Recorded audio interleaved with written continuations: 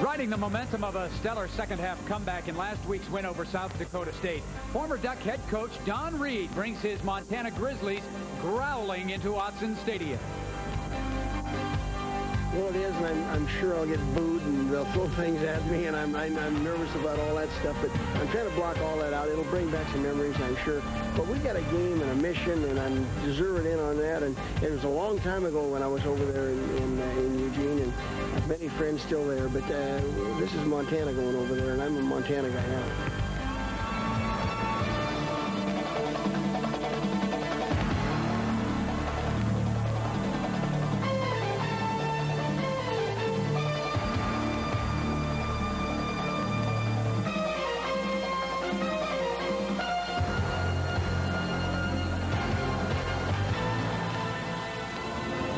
On a cool, cloudy afternoon in the Willamette Valley, the Oregon Ducks open the home portion of their schedule as they take on a Division I AA power, the Montana Grizzlies.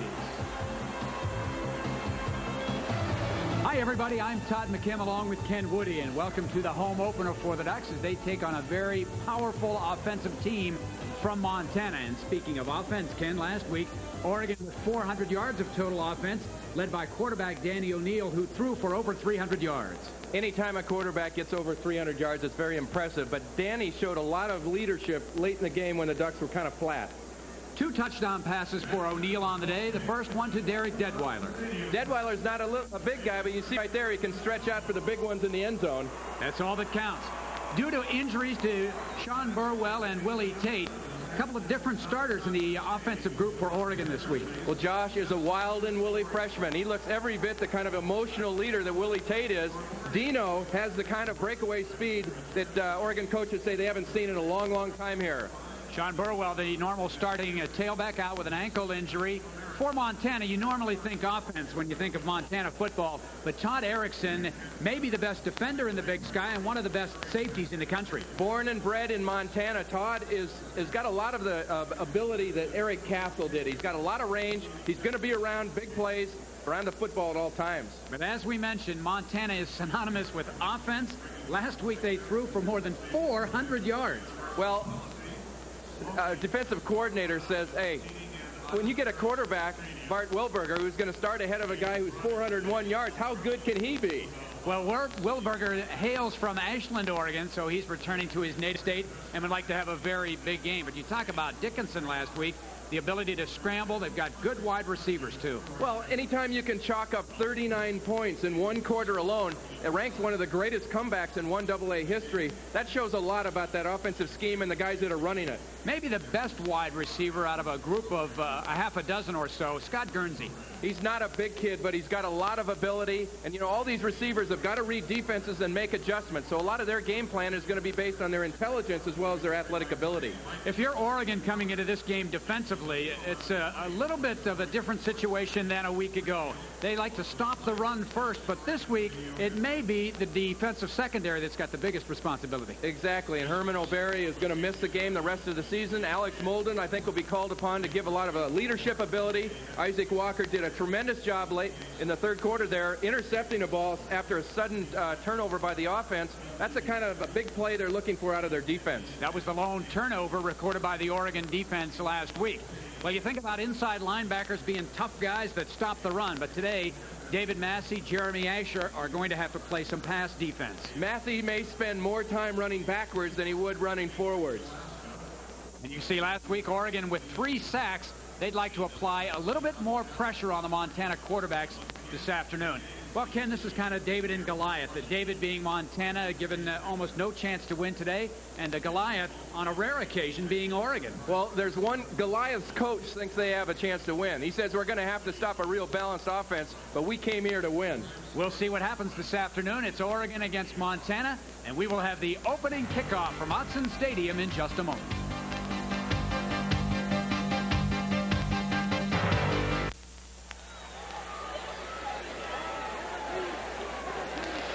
Oregon Duck football on Prime Sports Northwest is brought to you by Rainier, the beer from here.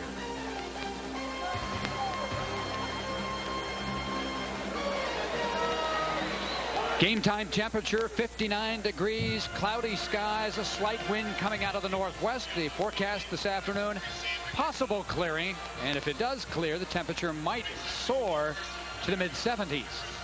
A sharp contrast to yesterday's temperature, where we got to about 85 degrees in the Willamette Valley.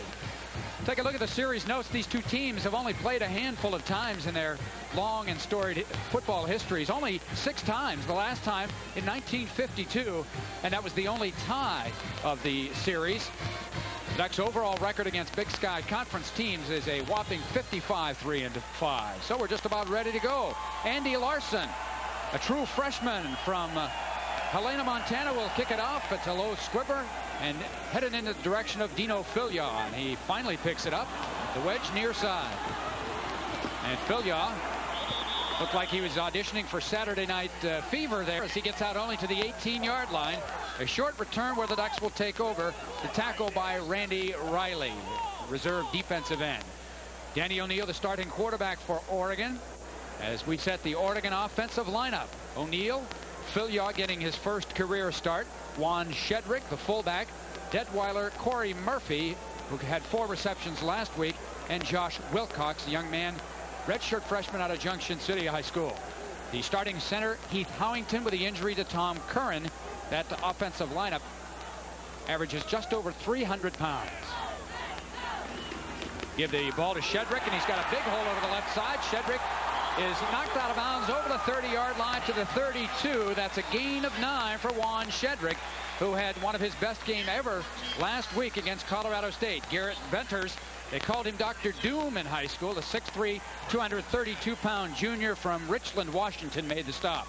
Defensive for Montana, the down lineman, Mason being the biggest of that quartet at 6'5", 285, a senior from Big Fork. The linebackers led by Downs and Schilling and Venters, 3 pretty good linebackers there, and the defensive secondary. Gukachia is the strong safety, or the Grizz, in the defensive alignment.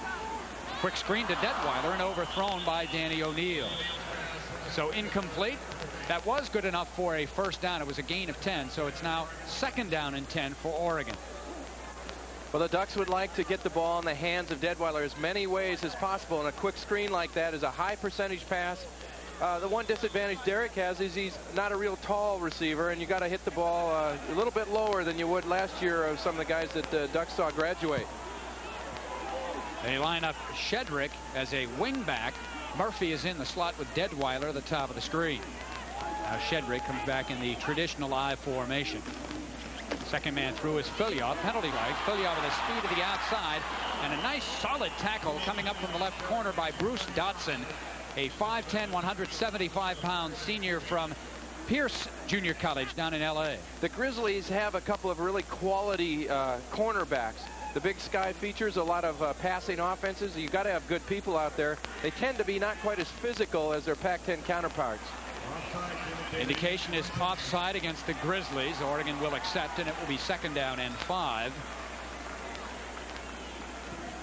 Well, Montana had some problems last week defensively, as you might expect when you give up as many points as they did. But a lot of those points were as a result of Montana's offensive. Offside on the defense. Repeat, 2nd down, 5-yard penalty. Offensive mistakes. So 4 fumbles lost and an interception. Don Reed in his 8th season with the Grizzlies, 121, 120, and 1 overall in his years of college football coaching. 52 and 29 at Montana, and 36 and 19 in Big Sky games. Needless to say, he's done a wonderful job. 2nd and 5. O'Neill on the draw, and the Grizzlies smell it out, but Filyaw's speed eludes one defender in the backfield, and he's got a first down at the 47-yard line. Making the stop is that strong safety, Mike Gukachina. As might be expected, the Grizzlies look real tentative on defense. You know, this is probably the largest crowd they'll play in front of this year. Don Reed told us before the game he didn't feel his team was awed by it, that they felt it was a great opportunity to make a big statement about their program. They're considered one of the favorites in the Big Sky this year, along with the University of Idaho. They've made the playoffs. They've gotten to the big arena at their level. This gives them another chance to, you know, experience something and show people, particularly here in the state of Oregon, that maybe some of these guys should be wearing green and yellow.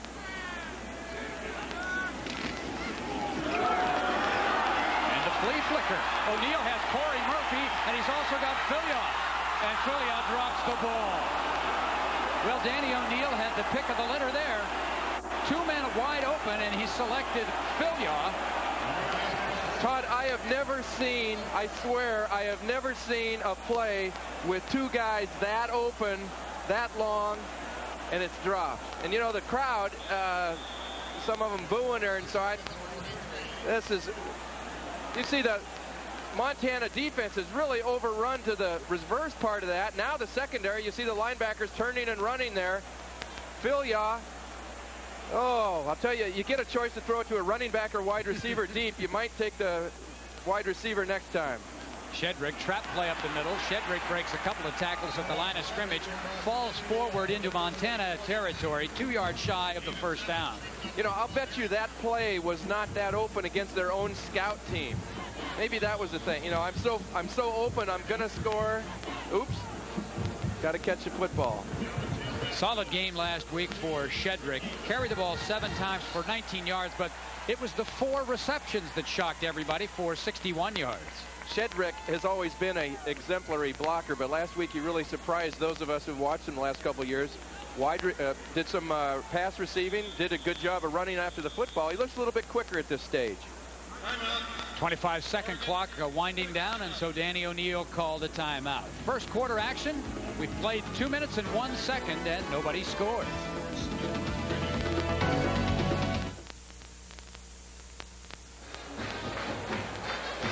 Oregon head coach Rich Brooks in his 17th season with a record of 78, 99, and 4. Last 10 years, 54, 5, and 0, and has been to 3 bowl games in the last 4 years.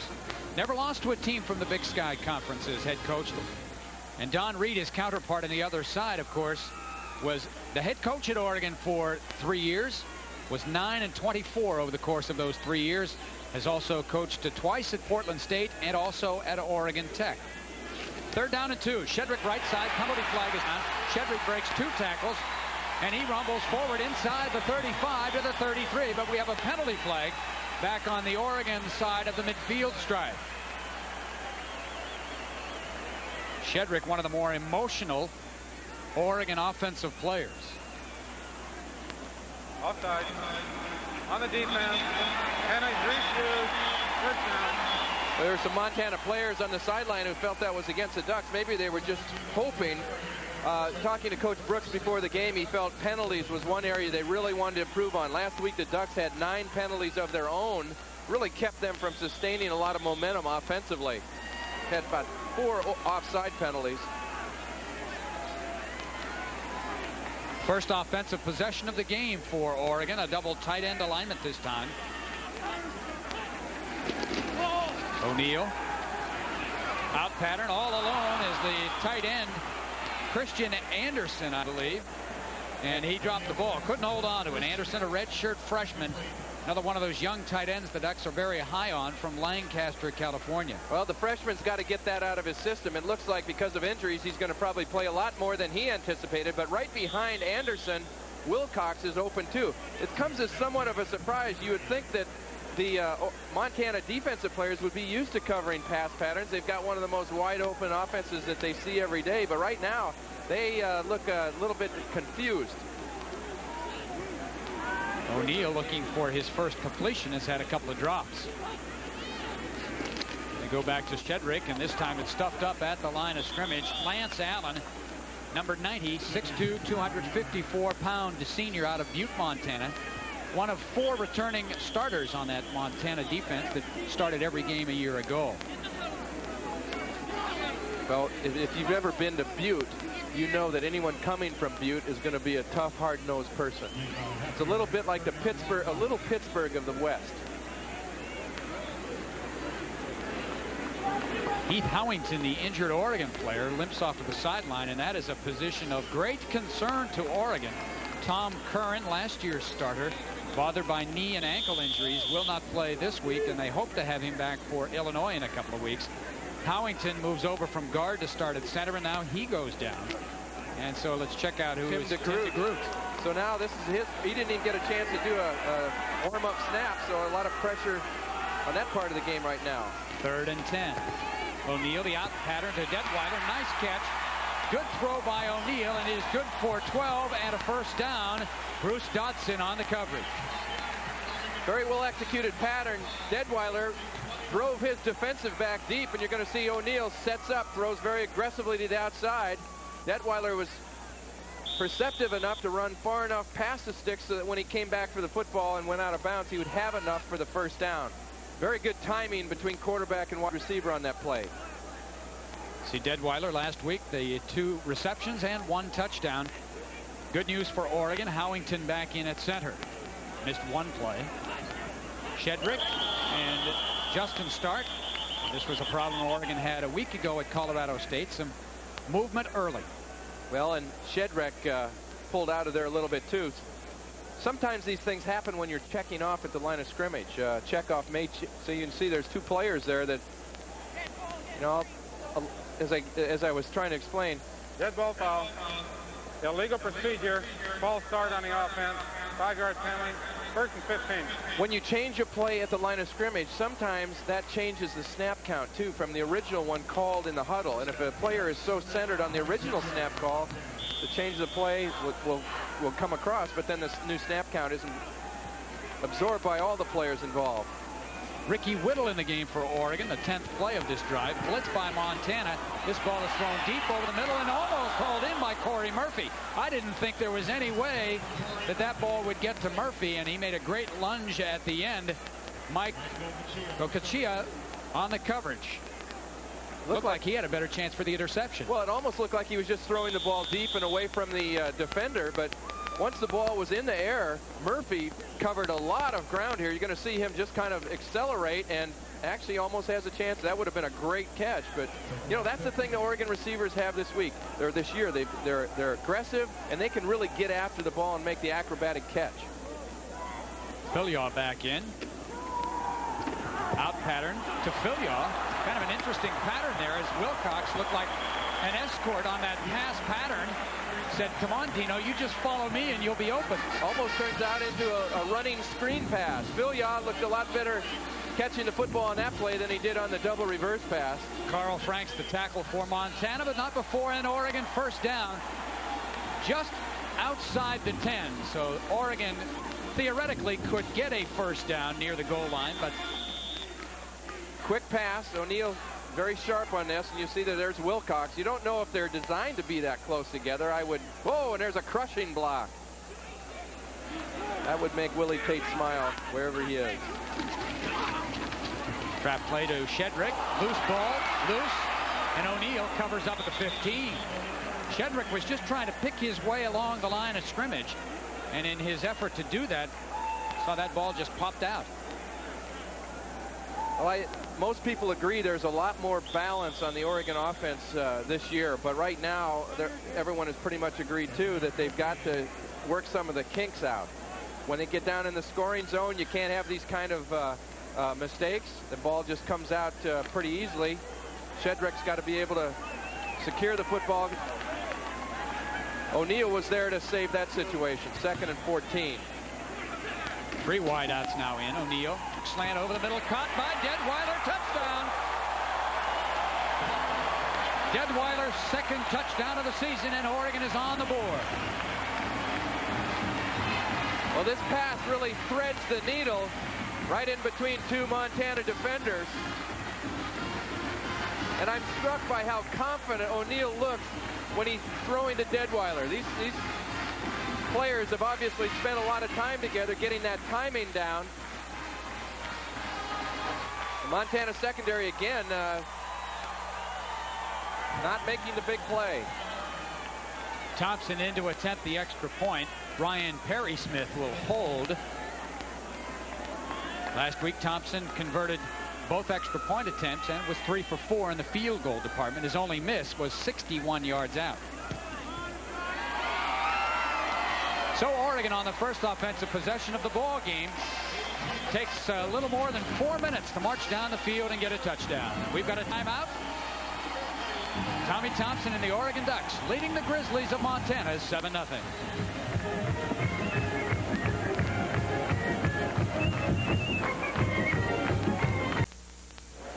Third quarter, Tulsa 20. Very impressive opening drive for Oregon. Danny O'Neill capping things off with the touchdown pass to Derek Detweiler from 15 yards out. Three-step drop. He throws it right in front of the fine safety for Montana, Erickson. Beats the left corner, Bruce Dotson. Outstanding.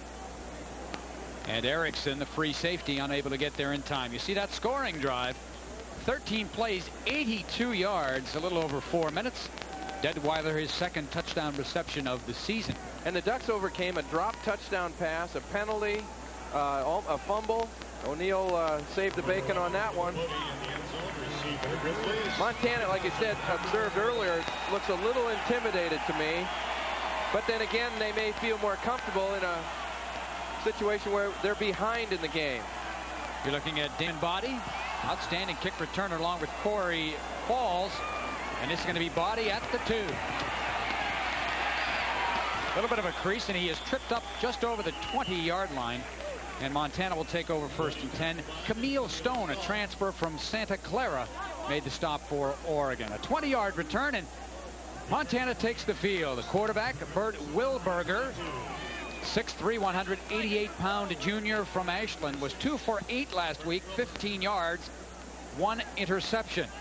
And many of you people in the state of Oregon remember him as the Ashland quarterback under the name of Bert Peterson. Wilberger is his father's name, so he's gone back to Wilberger.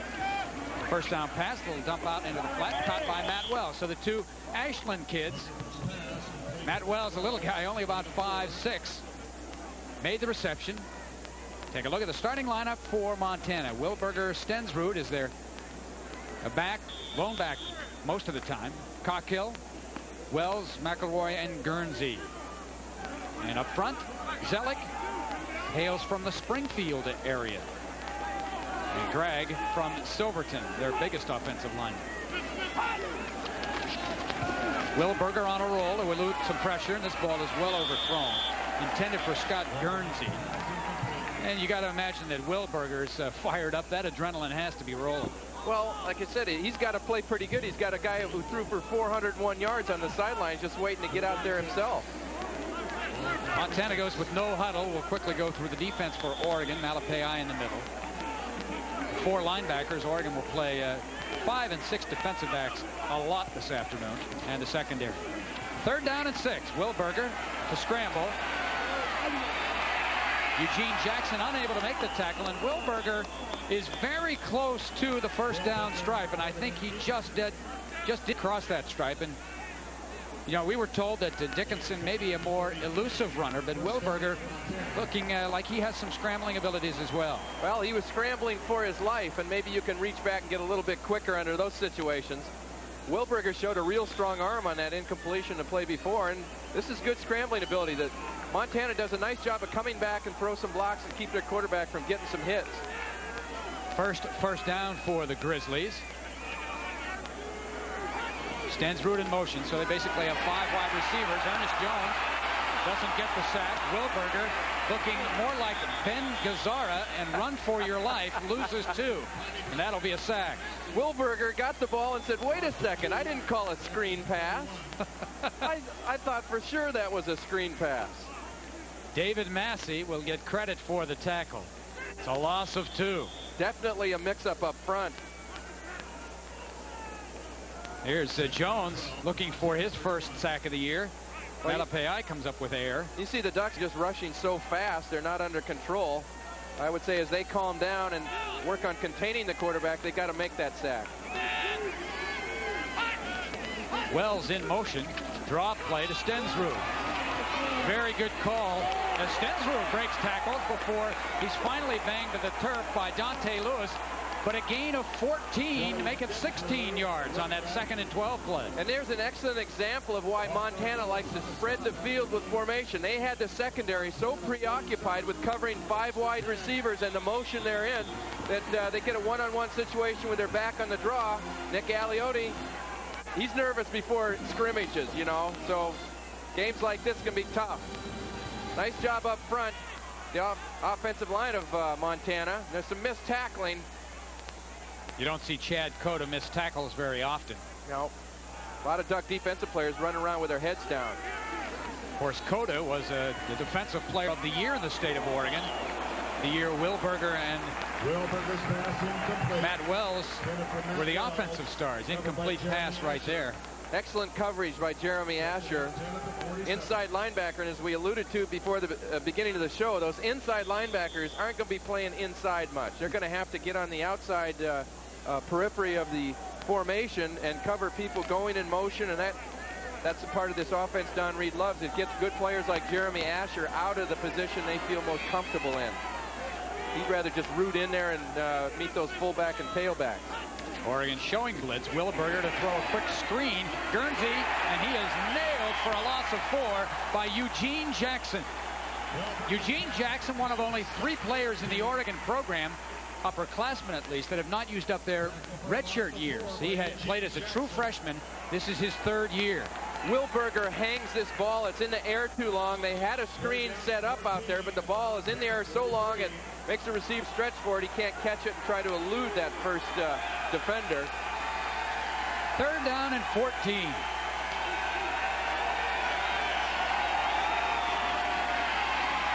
Jones applying pressure, and the ball is thrown behind the intended receiver, Shalon Baker, and Wilberger took a big hit from Ernest Jones. And Ernest just seemed to linger there a little bit to give him his personal introduction. Ground level shot of the pass pressure by the Ducks. And last week it was consistent, but really not as productive as the coaches would have liked. They felt, you're going to be seeing a lot more of me today, buddy. So punting it away will be Guernsey, and he gets a low end-over-ender that Dante Lewis fields at the 20 and slips at the 25. Brian Brown, Oregon's starting punt returner, bothered by some tendinitis in his knee. Excuse me, Dameron Ricketts. Dameron Ricketts made it. You know when you saw Ernest Jones kind of lean in there for a little word of encouragement to the Montana quarterback? If I was one of those guys, I'd have Limburger cheese for pregame and just get down there and go, ah. Well, that explains your social life. Sadly, you're right on that. You see Coach Brooks giving some instructions to Dameron Ricketts. That was his first punt return as a Duck. So now Oregon's tried 3 different punt returners this year. Brian Brown and Derek Detweiler, and now Dameron Ricketts. Oregon's 2nd offensive possession, the first time they went 82 yards for a touchdown. O'Neal throws it, caught by Kristen McLemore, turns it up inside to the 45-yard line. So Kristen McLemore, who had a touchdown reception last week as well, gets his first reception today. Gukachia and Franks make the stop. Franks, the right corner for the Grizzlies, was giving McLemore a tremendous cushion there, and they can't continue to do that. The Montana defense is going to have to get a little bit more aggressive. They've come after O'Neal once, have not been able to put much pressure on him. You can't give a good wide receiver that much room out there in the open field. Draw play goes to Shedrick, and he is knocked to the turf by Erickson right at the midfield stripe. So Shedrick getting some additional responsibilities this week with the injury to Sean Burwell. The Oregon coaches expect Burwell to be back and ready to go after the bye next week for the trip back to Illinois. Well, Oregon has the ability to spread the defense much like Montana does. And in that situation, Shedrick is going to be going literally one-on-one with a linebacker. If he can avoid his tackle, that middle should be open. McLemore split to the top of the screen. Vilja trying to use that speed to get to the outside. He does. 45, puts his head down and falls forward at the 40-yard line. A gain of 14 and another Oregon first down. Well, the strong safety, Gogachia, knifed into the backfield, but a good block by the fullback took care of him. The Oregon offensive line cleared away. Outstanding run. There's a good block by Shedrick. Takes care of the strong safety. Now Vilja is going to get it going straight north and south. And he's got a tremendous acceleration, Todd. 10.5 speed. Exhibited last spring at the NorCal Track and Field Championships. Back to Shedrick. Head forward. Keeps churning. Gain of 6.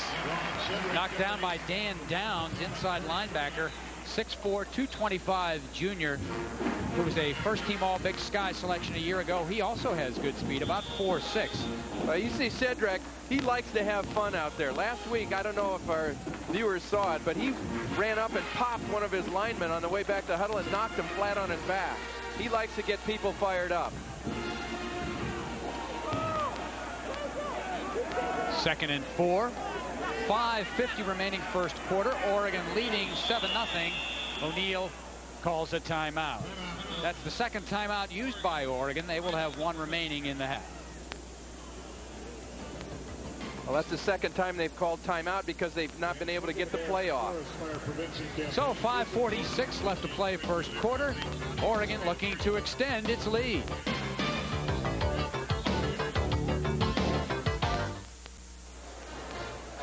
Welcome back to Autzen Stadium. The sun beginning to shine here as it breaks through the clouds, and Oregon 2nd down and 4 on their second offensive possession of the day, leading 7-0. O'Neill. Detweiler over the middle. He's got it. Now it's a foot race. He decides to cut back in. Inside the 15, down to the 12-yard line. Another Oregon first down. Dennis Skates and Dan Downs.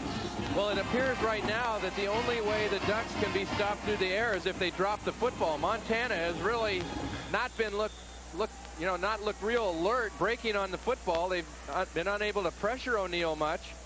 Ducks cross the tight end and then bring in a wide receiver behind him, and it's wide open. You didn't see a linebacker in the picture. There's Erickson missing a tackle. You don't see that often for the Grizzlies. Second time Oregon has been in what you call the red zone. Got a touchdown the first time. Last week they were 3 for 3, 2 field goals and a touchdown. Ricky Whittle, his first carry of the season. Oh my goodness, where have you been, Ricky Whittle? Wow, what an electrifying 5-yard run. Ricky Whittle coming back from strained knee ligament suffered in the first major scrimmage of the fall. Did not play at all last week and started to practice again full speed this week. Well, Montana does a nice job of bottling up the play where the Ducks intended to run the ball, which was off tackle. Whittle did a nice job of improvising and took it outside. Those knee joints of his have to put up a lot of pressure with that shaking and baking. Whittle now in motion. They give it in the middle to Shedrick, and he is met right at the line of scrimmage. Good solid defense. Dan Downs met him and plugged the hole in a hurry along with Bud Erickson. Erickson, the Big Sky Defensive Player of the Week last week for his efforts in a 52-48 game. It's hard to find a defensive player like that, but he had 12 tackles, 1 fumble recovery for a touchdown. Really helped turn that game around. 2 deflections and an interception, so not a bad week. Senior out of Butte, Montana. 2-time first-team All-Big Sky selection. Probably will make it 3 in a row this year. 3rd down and 5. O'Neill quick over the middle. He's got McLemore. And so last week, Detweiler and McLemore with touchdowns, and this week, Detweiler and McLemore. Well, O'Neill stepped up and got the ball very quickly. A lot of times you see those crossing routes, they stand back a little deeper and allow them to develop. In this case, he saw McLemore was wide open, was going to score anyway, and he got it to him very quickly. Montana, again, is going to have to find some way of dealing with the offensive balance of the Ducks. This is something that Don Reed told us before the game. He was very, very concerned.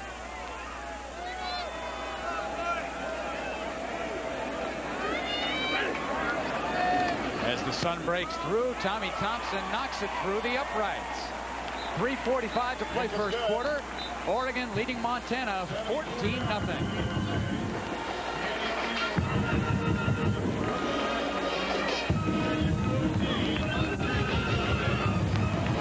Montana found themselves in a similar situation last year.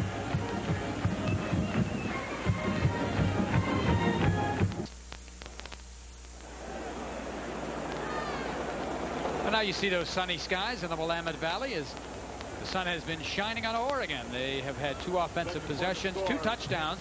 The first drive, 82 yards, 13 plays, excuse me. This drive, 74 yards in 8 plays and once again consumed just over 4 minutes on the clock. Danny O'Neill is now 6 for 10 with a couple of drops, 92 yards, 2 touchdown passes, and he has completed his last 5.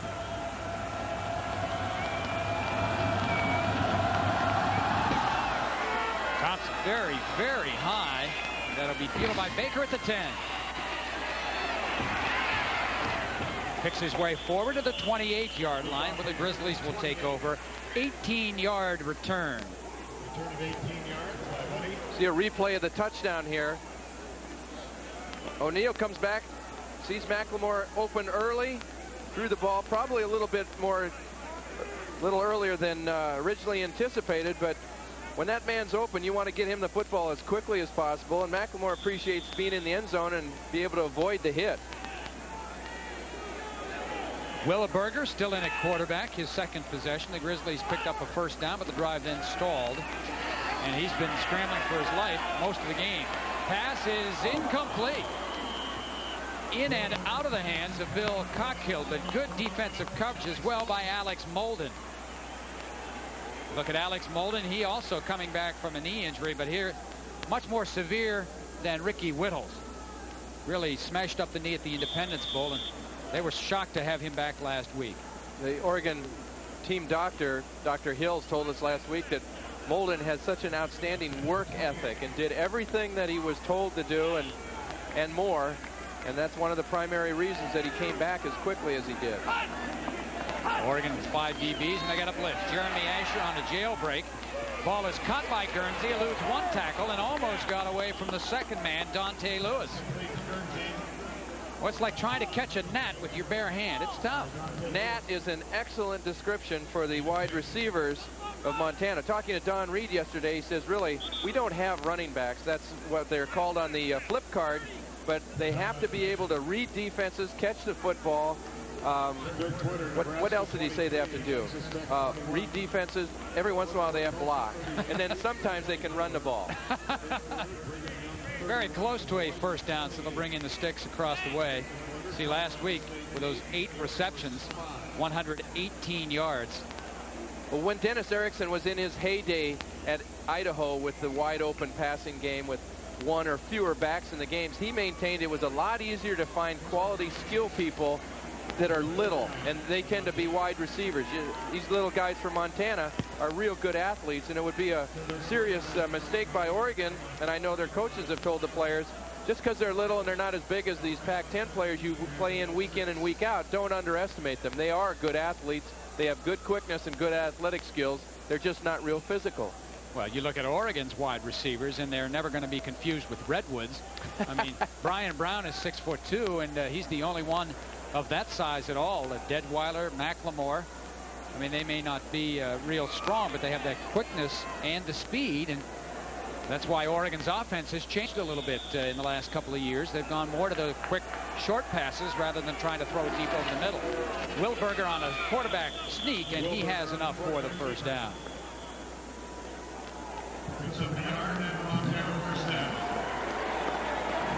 Well, Montana's best offensive lineman is Scott Gregg.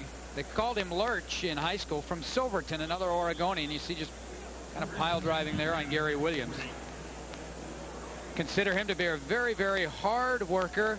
In fact, Don Reed says he's as hard a worker as he's ever been associated with. Now, I want to know, is that a haircut or a brand? Now, you know he's tough if that's a brand. Go down to the local ranch and say, burn it in there. He's also the tallest player in Montana history, 6'9". Dump pass over the middle and incomplete. Chad Cota, in his haste to put a big hit on his good friend and former teammate, Matt Wells, had no idea where the ball was, and he could have intercepted that one. And Matt Wells knew Cota was coming there. That was, you know, I've got a story for you that Cota told me. He said that Wilberger and Matt Wells are roommates, and during the summer, if Wells didn't do what Wilberger wanted him to do, they're roommates, he threatened to hang him up over the middle on a high pass so Cota could get a free pop on him. Against the Ducks. Yeah. There's the handoff to Stensrud. Good hold over the left side. Madison knocks him down just shy of the 45. Gain of a little more than 4, so it will be 3rd and 6 for the Grizzlies. Last week, the Grizzlies rushed for 20 yards, and I was asking Don Reed if that number bothered him. He said, really not much. You know, if we get 100 yards, that's outstanding for us. Their primary goal is to get 400 yards passing. Wow. Year in and year out, they are amongst the nation leaders in that category. Wilberger in trouble. Dancing, has some room, has the first and more, and then out of bounds. Great job of composure and picking his spot by Wilberger. He has a first down as Montana is in Oregon territory. Well, Alex Molden got hung up there with Shallon Baker, and Baker, he thought it was a pass play, and he's holding him up on his route, and then all of a sudden Baker, you're going to see in the right side, just runs over the top of Molden. And he was not aware, I don't think, that the quarterback was scrambling. Every once in a while, those little wide receivers do block, don't they? Nick Galeotti. You got to catch him off balance, though. Defensive coordinator was really pleased after last week's game until he got home and found out Montana scored 39 straight points to come from behind. Quarterback draw by Wilberger, and he has about 5 yards. In an offensive set like this, you have to assign a man on the quarterback because you're spread so thin inside. And, you know, the Colorado State tried to do this last week, get all the backs out of there and then let Davis run the quarterback draw. The Ducks have got to be aware that although this is not a flashy quarterback, Wilberger can hurt them running the football up the middle on the draw or the scramble. The last time Wilberger played a game at Autzen Stadium was the 1989 state championship game. Ashland defeated Roseburg 24-22. Roseburg led at that time by Heath Howington. Oregon starting center. Here comes the blitz again. Wilberger, good night, sweet prince. He cocked the trigger once too many times, and he got nailed. Ernest Jones and Chad Cota. Wilberger wishes that he had thrown the ball when he pumped there. Now, whether the receiver is open or not, he would have avoided the sack. Loss of 11.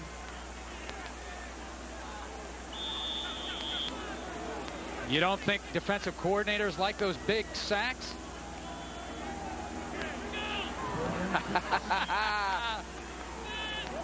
And the nearest Galeotti ever came to a sack when he played was at the grocery store. Wilberger. Pass is caught by Guernsey about 3 yards shy of the first down. Wilberger shows a lot of class coming back after a big hit and steps up and throws the ball. You know, the one thing the Oregon rush did that time, when he cocked his arm to throw, they didn't raise their arms up and put themselves in a position where they could be faked out. They were going directly for the quarterback and put him away. 4th and 3. 27 seconds remaining in the first quarter. Oregon leading 14-0. And hey, when you're Montana from the Big Sky taking on a Pac-10 team, you take your chances on 4th and 3 in Oregon territory.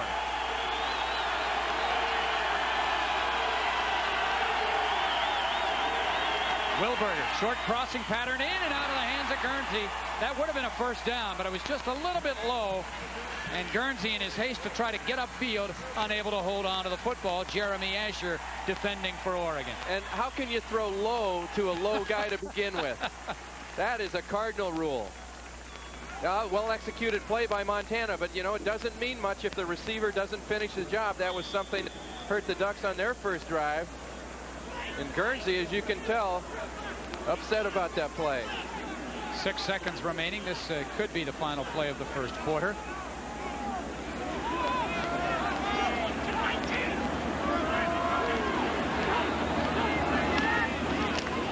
Counter play to Filya. Squirms forward over the 35 to the 38-yard line. A gain of 3, and that will be the final play of the first quarter. Well, it's been dominated by Oregon, but Montana has shown some flashes offensively. We'll see what happens in the second 15 minutes.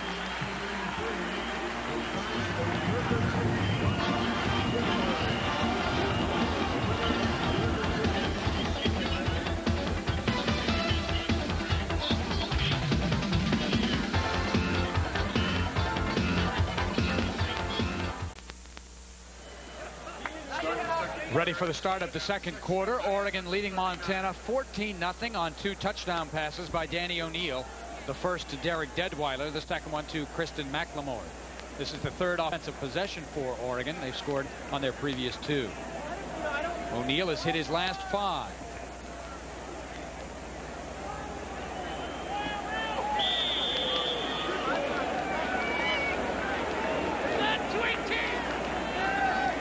Filyaw, the lone back, 2 tight ends. O'Neal to throw it deep. This one's up for grabs, looking for Corey Murphy, and he's got it! Double covered, and Corey Murphy comes down at the 18-yard line. Erickson and Burke on the coverage, but Murphy hauled it in. Well, Montana is very disappointed right now. You'd expect with a 6'2" safety back there that he could get the play, but Erickson, number 37, is not playing the pass. He's not deep enough. Ball is thrown high and deep. You can see he's trying to run and find the ball, but that's not real sound safety play. You know, that's the one thing about O'Neal. You can throw it up there, and the little guys can go up and get it. 34-yard pass by O'Neal. Murphy with the reception. And again, Oregon knocking on the door. Slight roll. O'Neal caught by Murphy. He's looking for the end zone. Erickson knocked him down, and the ball came loose as well. And Corey Murphy a little shaken up, but not after his second consecutive reception. It's a gain of 14. First and goal at the 3. Good hit by Erickson. Watching the Montana secondary on the play previous, and there really was not a lot of a run fake, but they were all stepping up very aggressively. And they're not, you know, normally defensive backs are taught on the snap of the ball, whether you read run or pass, you drop back a step just so you aren't fooled. Erickson was fooled very badly. For being a Big Sky player of the week, we'd expect him not to do so. Filyaw. Blocked by Barnes, blocked by Shedrick, and Dino Filyaw with his first career touchdown. From 3 yards out, and Oregon making it look easy.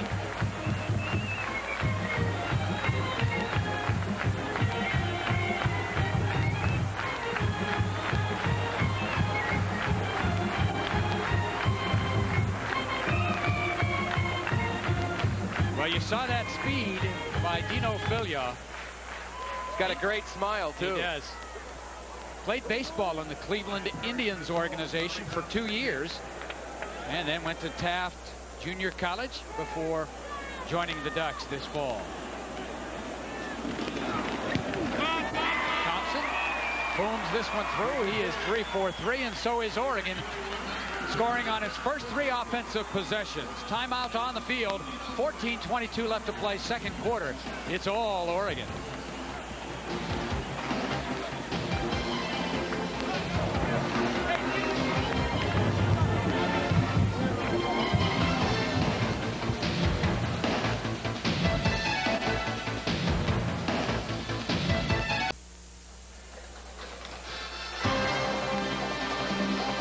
This is Oregon Ducks football on Prime Sports Northwest. Oregon leading Montana 21-0. Moments into the second quarter, and Oregon with drives of 82, 74, and 66 yards. That last drive, 66 yards in 44 seconds. A couple of passes from O'Neal to Corey Murphy, and then the 3-yard touchdown run by Dino Filyaw. Thompson booms this one that Baker fields and then juggles at the goal line and take the touchback right there. That's considered a muff, not a fumble. And so Montana will have possession at the 20. And you don't wear them on your ears either. Well, you know, Don Reed told us yesterday the only good thing he could think about playing the Ducks is you don't have to work much on your return game because Tommy Thompson kicks it out of the end zone. Interestingly, he's kicked off 3 times today, and all 3, 2 of them have been returned. That one, outside of the fumble, could have been returned too. Well, now the Grizzlies find themselves down 14-22, and we've got a new quarterback for the first time today. We see Dave Dickinson, a 5'11" sophomore from Great Falls, Montana. Tremendous game last week. And here's the handoff. That's the Damon Body. He does not get back to the line of scrimmage as Asher and Jones converge. Let's go back and take a look at the touchdown run by Dino Filyaw. When an Oregon tailback gets a rushing touchdown, usually number 24 is making a good block. Well, it's old-fashioned football. Shedrick crushes his man, and then Barnes pulls out around the left side and makes a nice block too. But, you know, Don Reed alluded to this. He really fears the balance of Oregon's offense. They can score and move it in both directions. Baker in motion. Dickinson surveys the field and then throws this one. It's almost intercepted by Alex Molden.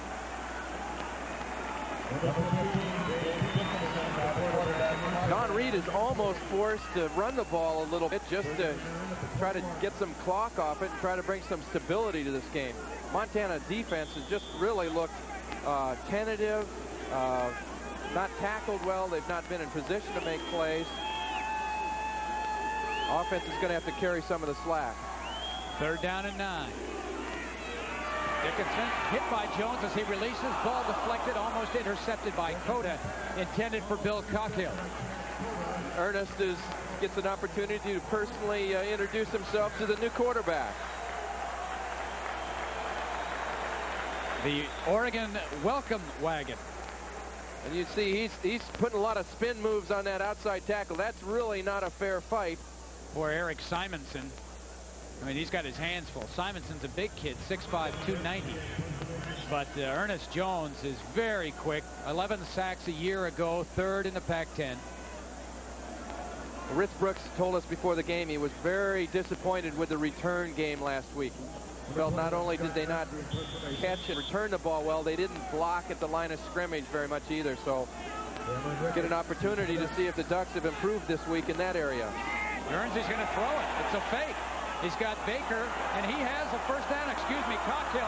He has more than a first down. He has the ball at the Oregon 40, make it the 37-yard line. Well, pulling out the bag of tricks. You can do a play like this when you're sure how they're going to line up. The Ducks perhaps lining up exactly the same way all the time. Montana, seeing it on the film, knows that outside man is so involved in trying to block. He's heard all week they didn't block well enough at the line of scrimmage, just like we say, so Montana takes advantage of it. Excellent speed there.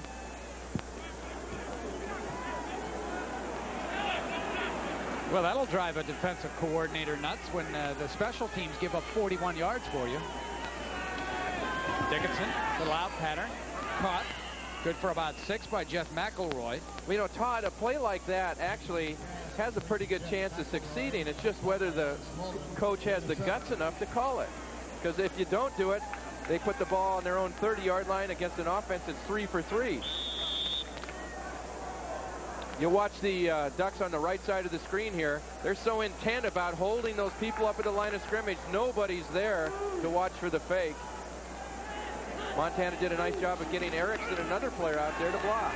Dickinson throws. This one is broken up by Dante Lewis. And there's the kind of a hit that Dante Lewis has made his seal of approval, so to speak, in that secondary. Well, he really broke on the ball, and it looked like the Montana receiver had a little bit of an opening, but that's something that he will remember next time down there across the middle. Strong throw across the middle. Watch out. Boom. The receivers, you hate having the ball stretch you up, but in that case, he was turning around to the side and his ribs were shielded. 3rd down and a long 2. Dickinson, draw play, and it's going to be very close to the first down. I think it's a yard shy. Salila Malapai made a stop on Kelly Stensrud. And it will be 1 yard shy of the first down. Well, already Montana's gone on a 4th and 3. They've already gone on a fake punt on 4th down. Not much decision or question about the decision here. Trip set near side.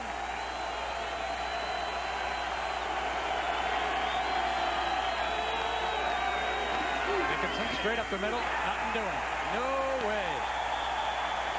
Romeo Bandison, Ernest Jones. You don't want to run in the direction of those two guys. Well, there's a limitation of Montana's offense. It's hard to get a yard against beef when you're trying to block them with gnats. But point well taken. The interior of Montana's line is big, but I mean, you're going to be nullified. You got to have a tight end. That play, Scott Guernsey's playing tight end, and he weighs about 199 pounds. And that guy pinching, making the tackle, is the man that the tight end, Scott Guernsey, should have cut off. Well, he was only giving up about 100 pounds to Vanderson. Plus the will to live. Ricky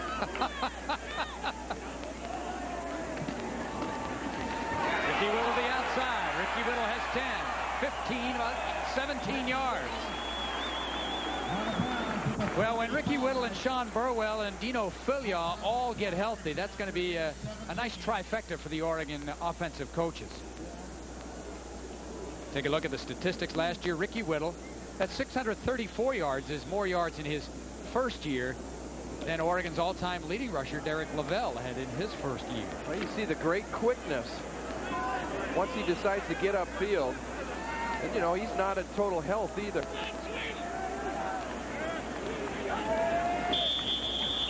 And we have a whistle and a flag thrown right in the middle of the Oregon offensive line. 12:02 to play second quarter. Oregon leading 21-0. I think, Ken, it has to be noted that there have been games in years past where Oregon has been a heavy favorite over a team. Dead ball. Ball starts on the offense. 5-yard penalty. Still first down. And Oregon didn't come out and seize the opportunity immediately. Well, they have today. They've left little doubt in anybody's mind that they mean business right from the get-go.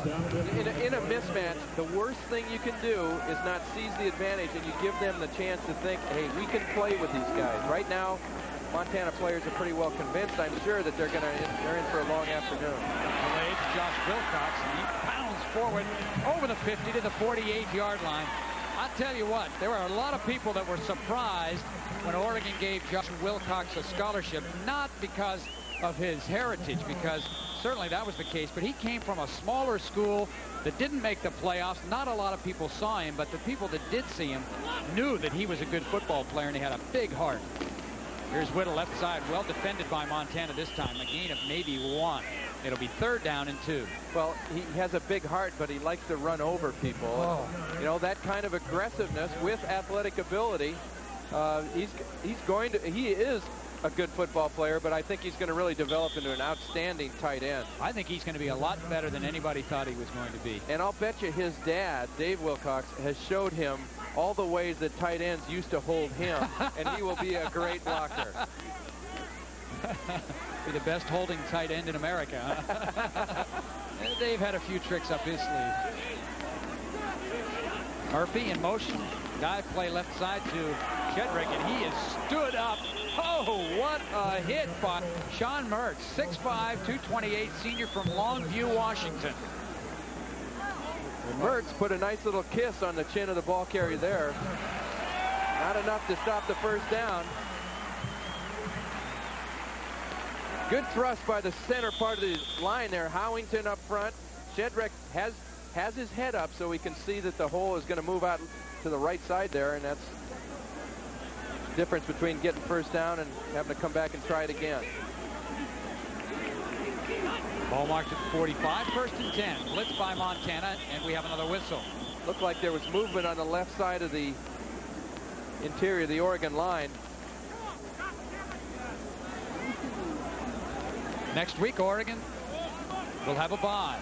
Rest up some of those injured Warriors. Ball start on the offense. 5-yard penalty. 1st and 15. And then the trip back to Champaign, Illinois, Big Ten country, to take on the Fighting Illini.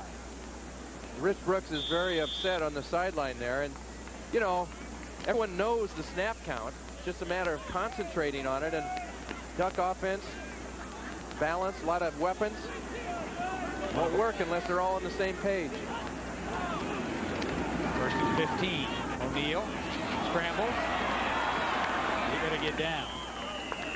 Gain of 5. So it's back to the original line of scrimmage.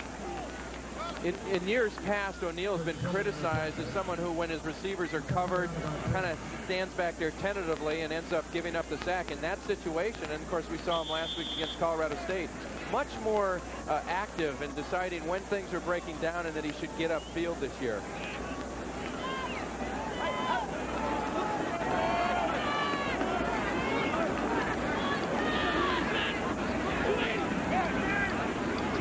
Second and 10. Drop play to Whittle. He moves one man behind the line of scrimmage. 2 at the line of scrimmage. 1 more about 5 yards downfield before he finally is stopped after a gain of 7. Ricky Whittle looks shiftier right now than he did last year. He's pretty much a straight-ahead guy last year. Good power, good speed. But looks like a pinball here. Well, he's able to kind of pause for a second and have that tackler commit and then turn sideways. Kurt Schilling, the stop for Montana. Well, the Penn State Nittany Lions square off against the USC Trojans in a classic Big Ten Pac-10 matchup. Could this be a possible Rose Bowl preview? Tune in tomorrow at 4 p.m. on Prime Sports Northwest. 3rd down play, and O'Neal to Whittle, and he is popped big time, and that ball is incomplete. Making the stop is Sean Gukachia. He's the brother of Mike, younger brother, redshirt freshman from Stephenville, Montana. I still can't get used to the idea. We watch the replay. There again, Whittle, better receiver in this. Thompson to attempt a 55-yard field goal. This would be basically just a chip shot for Tommy. This would be 1 yard shy of his career high, 56 yards set last year against Washington. Ryan Perry Smith will hold, and it's down. The kick is up, and it's going to be a little bit short and a little off to the left. So no good for Tommy Thompson. But what a weapon he is when you get the ball to the opposing team's 40 and you feel you have a good chance of getting points on the board. Well, that's the first time that Oregon has had the football and not scored, and the Montana faithful down to our right stand and cheer their defense. We'll be back in a moment.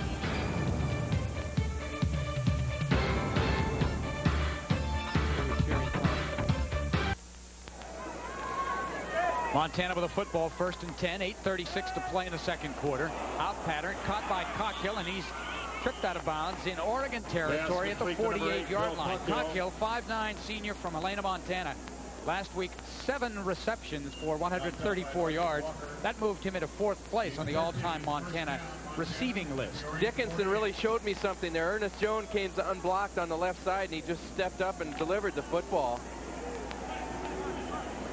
Tough quarterback. And put him in the shotgun formation, which is probably a good idea. He doesn't have to look over those big linemen all the time right away. Draw play and a free play for Montana. Ball carrier, body is dropped behind the line of scrimmage, but that play will not count. Montana center Joe Martin did a good job of reacting there when he saw the Oregon defensive player. 5-yard penalty, 1st down over. He encroached and was in that 1-yard area that is supposed to be no defensive players. We see on the replay, center caught him in there, knew that there was going to be a penalty, so he snapped the ball. That's one of the jobs of a center. Sometimes it can catch the quarterback by surprise if he's not aware that someone's jumped, though, and that's particularly in the shotgun. You got to be careful. That ball can go over your guy's head, and although it's a free play, you don't want to get your quarterback hurt trying to pick up an errant shotgun snap. So the 5-yard penalty is marked off against Oregon. It'll be 1st down and 5 from the 43. Now Dickinson goes up under center.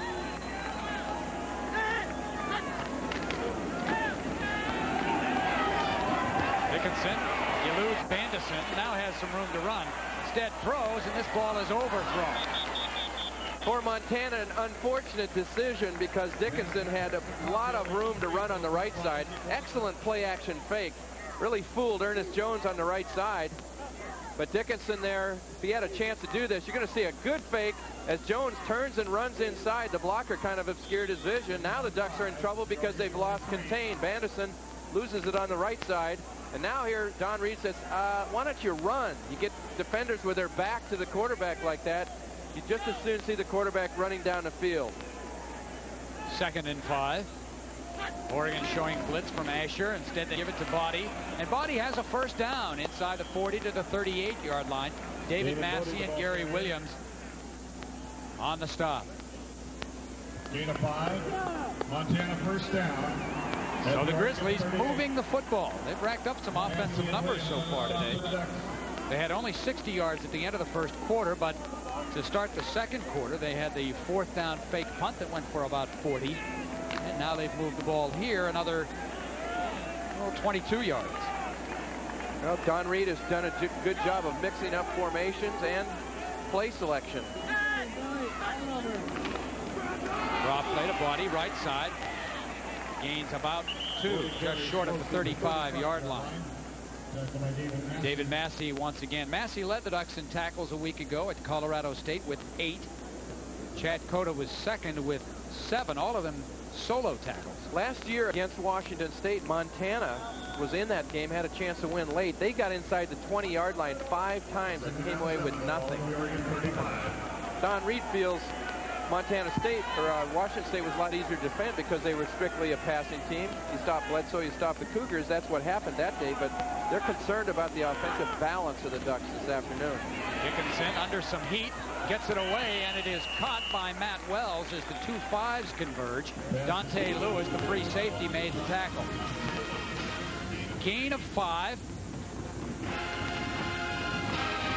So it'll be 3rd down and 5 for Montana. A lot of these Grizzlies coming back to the state of Oregon. Counted 16 on the roster. Of course, not all of them made the trip. You look at the Ashland connection. Mike Earhart, an outstanding wide receiver for Skip Raish at Willamette High School here in Eugene. Talk about Craig Zellick from Springfield. Keith Jones at defensive end, linebacker type. 3rd down and 5. Dickinson throws. It's caught by Cockhill. He has the 1st down inside the 25-yard line. Chad Cota, the first to come over, missed, and then Massey had to come in from the inside to make the tackle. And the list continues. Lucas Fenton, Jackson also from the Ashland area as well. And the coaching connection exists. We mentioned Reed, but Don's son as special teams coach. Jerome Sowers from Eugene. In fact, he took a coaching class from Rich Brooks while attending the U of O back in 1983. Best drive of the day for Montana. 1st down at the 25. Dickinson to throw deep. Oh, what a play, and that should be offensive pass interference. It looked like the offensive receiver had a hold of Molden's right arm. We'll see how they call it, though. Molden looked like he wanted to try to get that right arm up and never could get it up. Challen Baker feels that it's totally defensive in this situation. I thought that Molden got kind of hung up in there. Couldn't really see if someone was holding. It's going to be against Oregon, so it will be a half the distance penalty, and that'll put the ball inside the 15-yard line. In this case, the Ducks are lucky it is half the distance and not the spot of the foul. You can see right here, well, that's, you know, you see the replay, it looks like. It's hard to see if one guy was gaining an advantage over the other. Well, and it didn't help the fact that Baker was falling at the time. That had more to do with it looking like interference because his momentum was carrying him upfield. Alex probably feels that it's not a great call, but the defense get a chance to show what they did last week against Colorado State, and that's come back after an emotional kind of play. Pass interference on the defense. Ball marked 15 yards from the line of scrimmage. 1st down. So a 15-yard penalty. We've already called the officials a number of times today. James Fogeltance, the referee, the umpire Melvin Chappell, the headlines James Ryan, line judge Jack Ollard, field judge Richard Schnell, the side judge David Becker, and the back judge is Buddy Horton. So 1st and goal for the Grizzlies at the 10.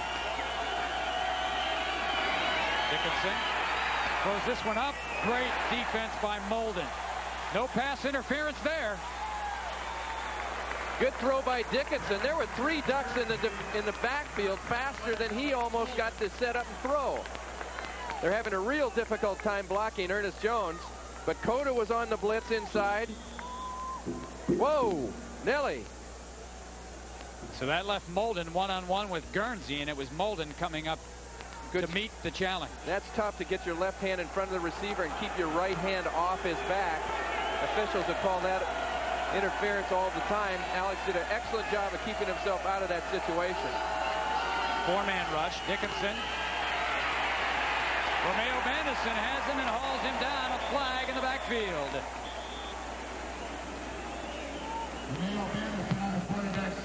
Well, it'll be interesting here. Do you take the penalty and move him back to around the 30, give them an extra down, or do you take that sack away from Anderson? If you're the head coach, do you take that one away from him? I move him back.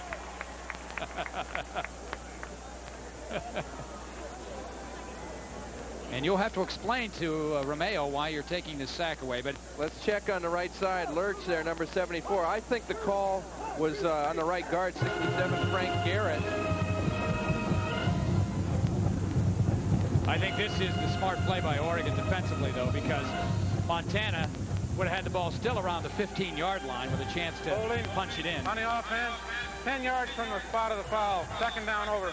Well, favored or not, the aim of the Oregon defense every game is to shut their opponent out. And, you know, if they turn down that penalty, their chances of giving a touchdown or a field goal are that much greater.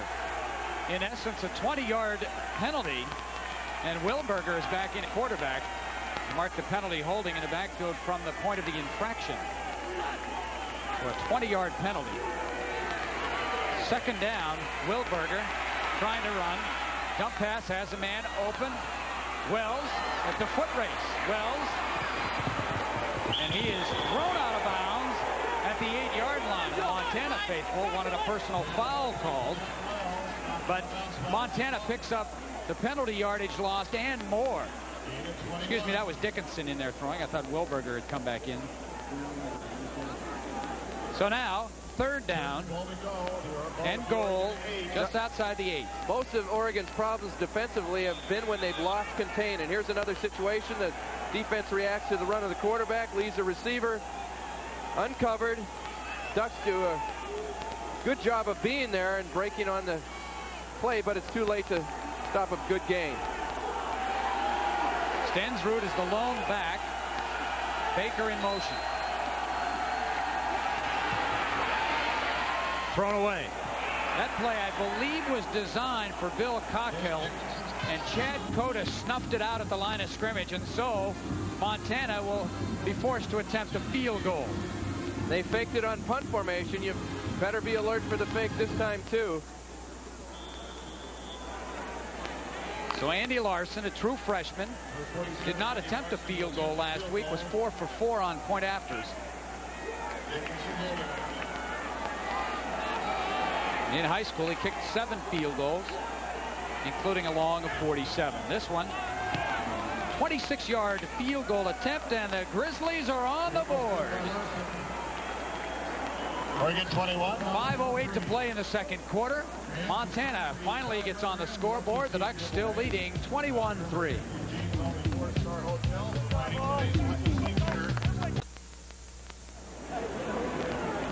Well, the sun-drenched crowd now at Autzen Stadium has seen the Ducks take an early 21-0 lead before Montana scored on the field goal. Total offense, Oregon with 266, the Grizzlies 167. We still have 5 minutes to go in the second quarter. Yards really don't mean much. That game is not as close as that yardage would seem to indicate. But I think it did show, especially on that last drive, that the Grizzlies aren't about to roll over here. They've come to play some football. A little low kick. No bounce. Detweiler at the 15.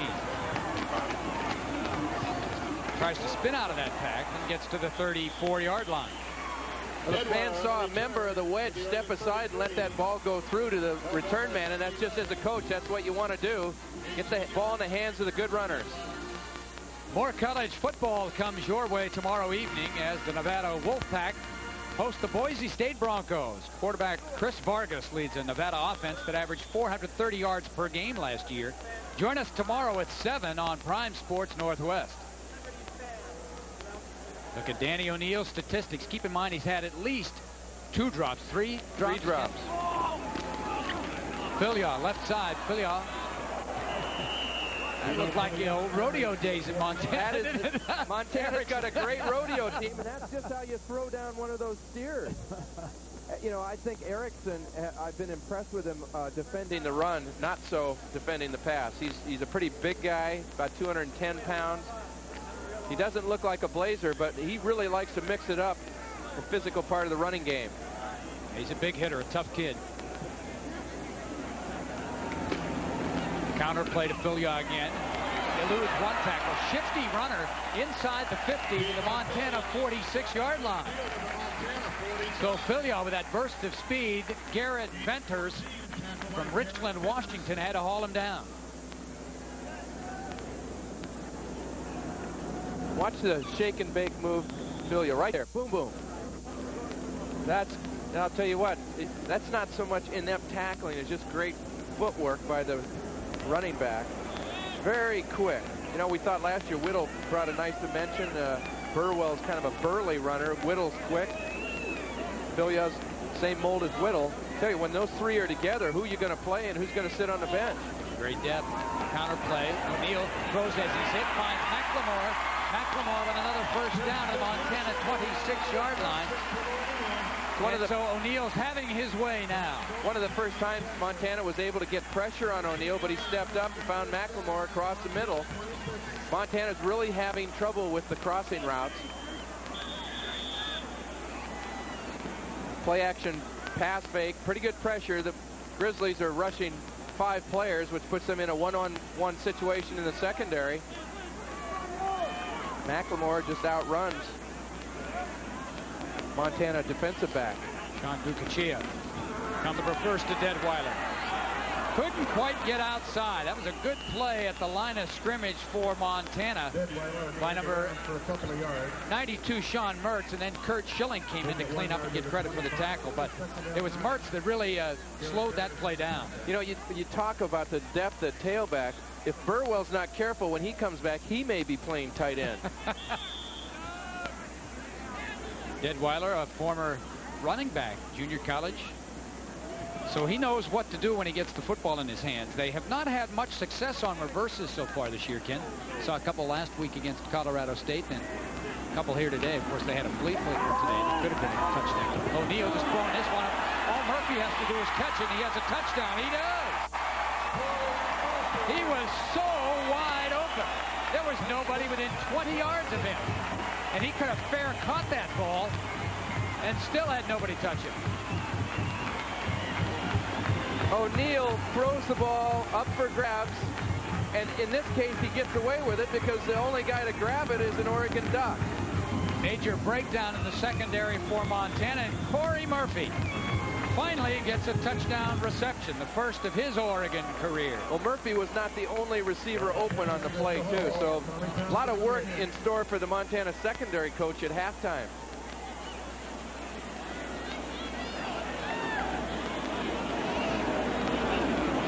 So Thompson to try to tack on another PAT, and he does.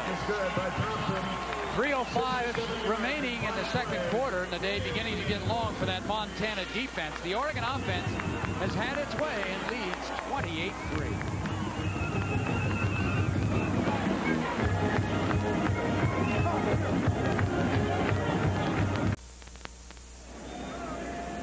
Oregon coach Rich Brooks working on that suntan right now. He's got to be very pleased with his football team, particularly offensively. They've had 5 possessions, 4 touchdowns. 2 things probably still on his mind. 1, Caden snap count. 2, our return game. We're not getting anything out of it. Montana. Baker again. Excuse me, this is Dotson. Well, he's also going to be concerned about that return game defensively, too. And Montana, you see, they've got some speed and people that can do things. Dotson didn't play high school football, but he's doing it this afternoon. 57-yard return. Let's go back to the Oregon touchdown moments ago. Danny O'Neill finding Corey Murphy all alone in that secondary. And you got down on the left-hand side, Erickson, the free safety, jumped the crossing route in front of him, and then behind him, Murphy. The right corner's gone. Might have only had 10 people on the play. They got I formation out here on the left side. Picket fence. Dickinson eluding the rush. He's got a first down and then some. Jeff Sherman with the tackle, and the best throw of the day was just made by one of the officials. A 25-yard strike from the 10-yard line out to the 35-yard line, a penalty flag. A wide receiver was blocking Rich Rule from behind, and that's the call. Good call by the official. See the scoring drive for Oregon, 5 plays, 67 yards, just over 2 minutes. but really a foolish penalty by the receiver.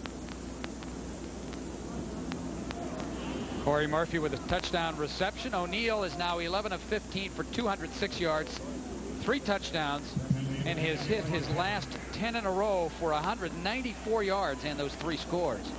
Looks like Graziani may get a chance to see some action today. Illegal block in the back by the offense. 10-yard penalty will repeat first down. We may see a lot of people that aren't listed on that depth chart too deep. So it'll be first down and 9. Again, the penalty marked off from the infraction itself. So first and 9. Trips near side. Stensrud alone back again. Here comes the blitz by Oregon. Rule comes through. Dickinson throws it up, and this ball is almost intercepted by Molden. You know, they keep trying to pick on this guy, and he keeps coming up with big plays. It's just amazing. Well, Montana ran their running back out of the formation, which left 5 blockers. Oregon brought 5. Montana can't block Oregon one-on-one. And they're going to go through their depth chart at quarterback. You see Rule just had to run around the block of somebody, but he was in there wide open. And the Ducks are able to match up one-on-one downfield. You know, I think Oregon has got more good cover people, you know, top to bottom, their entire secondary, than nearly any other Pac-10 team. Well, certainly more than they've had in years past. They have some depth at that position. Dickinson, 5 of 12.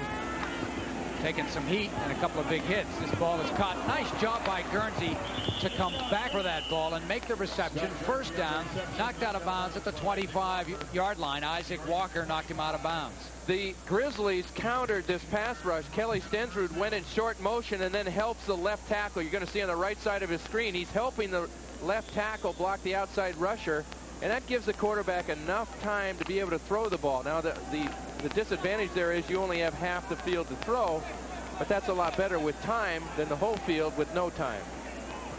Fresh faces in there for Oregon. Mark Slyman, Bryant Jackson, Garrett Barnes and an outside backer. And look, good night, sweet prince. Byron Rockwell with the sack. Montana again having a hard time protecting on the left side, which is the blind side of the right-handed quarterback. Back at the 32. But Rockwell just took a sprinter stance and no one was there to block him.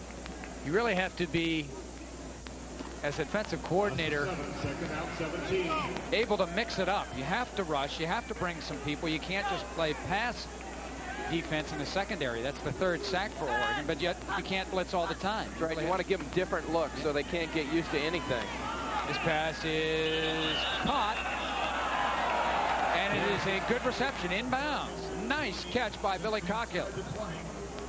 Well, that's very good eyesight by the official. And that'll leave the Grizzlies just 3-yard shy of the first down. You make the decision whether he's in bounds or not. Yep. Got that left foot. All you need is 1 in the college game. 1:31 remaining in the half. Oregon leading 28-3. Second time that Montana's been down around the Oregon 20-yard line. Give this ball on the handoff. Big hole. Body has the first down as they cross the Oregon defense up. And Body with a gain of 10 and a first down. The left tackle, Eric Simonson, number 56, has had a long day trying to pass protect, but he did a real effective job of pushing down the outside rusher. You see him right there in your screen, and that enabled the running back to get outside. Sometimes you get so enamored with rushing the passer that you kind of forget about the running game, and it looked like that's what happened to the Duck defense on that last play. First and 10, just outside of the 10. Dickinson eludes Ernest Jones. Dickinson keeps looking for the goal line, and he's close. They mark him at the 1, and he's also close to a first down. One thing Oregon has not consistently done this afternoon, Ken, is contain the Montana quarterbacks. A couple of times we've seen them skirt outside around the ends. Well, that's one thing. Their formations are so spread out, it makes that difficult. But you're going to see at the end of the play here, Isaac Walker puts his knee on Dickinson's chest as he gets up. The official went over to talk to him a little bit about it. Second down and inches.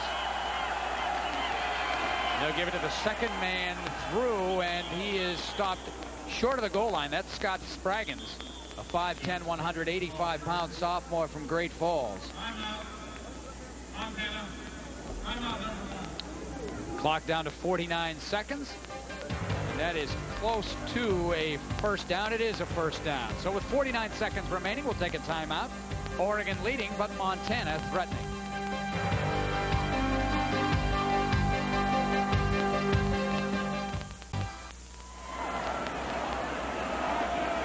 Welcome back to Autzen Stadium, where Oregon has dominated Montana, but the Grizzlies keep pecking away and keep hanging around, and they are at the goal line here on a first down play. I know what you're asking right now. Just how big is this offensive line of Montana? They average 288, so they have some big people, but they don't have a tight end, and Cockrell, playing on the left side, weighs about 195 pounds. If they can't get it in the middle, it appears they were stopped on that foray. Yeah, foray, thrust, what have you. We're looking for the old line buck, aren't we? But again, to the problem, you got 5 big guys in there, but the Ducks will have 5 or 6 defensive linemen in there that can nullify that. You need a big back or a tight end to take care of either another lineman or linebacker, and Montana has a difficult time doing that in short yardage. So they go with a full house backfield. Dickinson again, and he didn't make it. I mean, he's barely able to get back to the line of scrimmage. And now Montana wants a timeout. There's only 20 seconds remaining in the half. Montana will have 1 remaining timeout. This is the, like the run and shoot offenses they talk about in the NFL. That's the right. inability to run the football inside the 5-yard line really hurts your offensive consistency and productiveness. I was a head coach once, and we put in the run and shoot, and at that time Miles Davis was at Portland State, and I remember him telling the only thing he ever regretted about the run and shoot was when you got down on the goal line, because you didn't have a tight end and you didn't have the, he tried to have a big back at all times, so he had some kind of running offense. But you can see right here, this is the real liability of Montana's offense. Their goal is to get 400 yards a game passing, but when it comes down to getting 1 yard down there in the trenches, they're up against the 8 ball.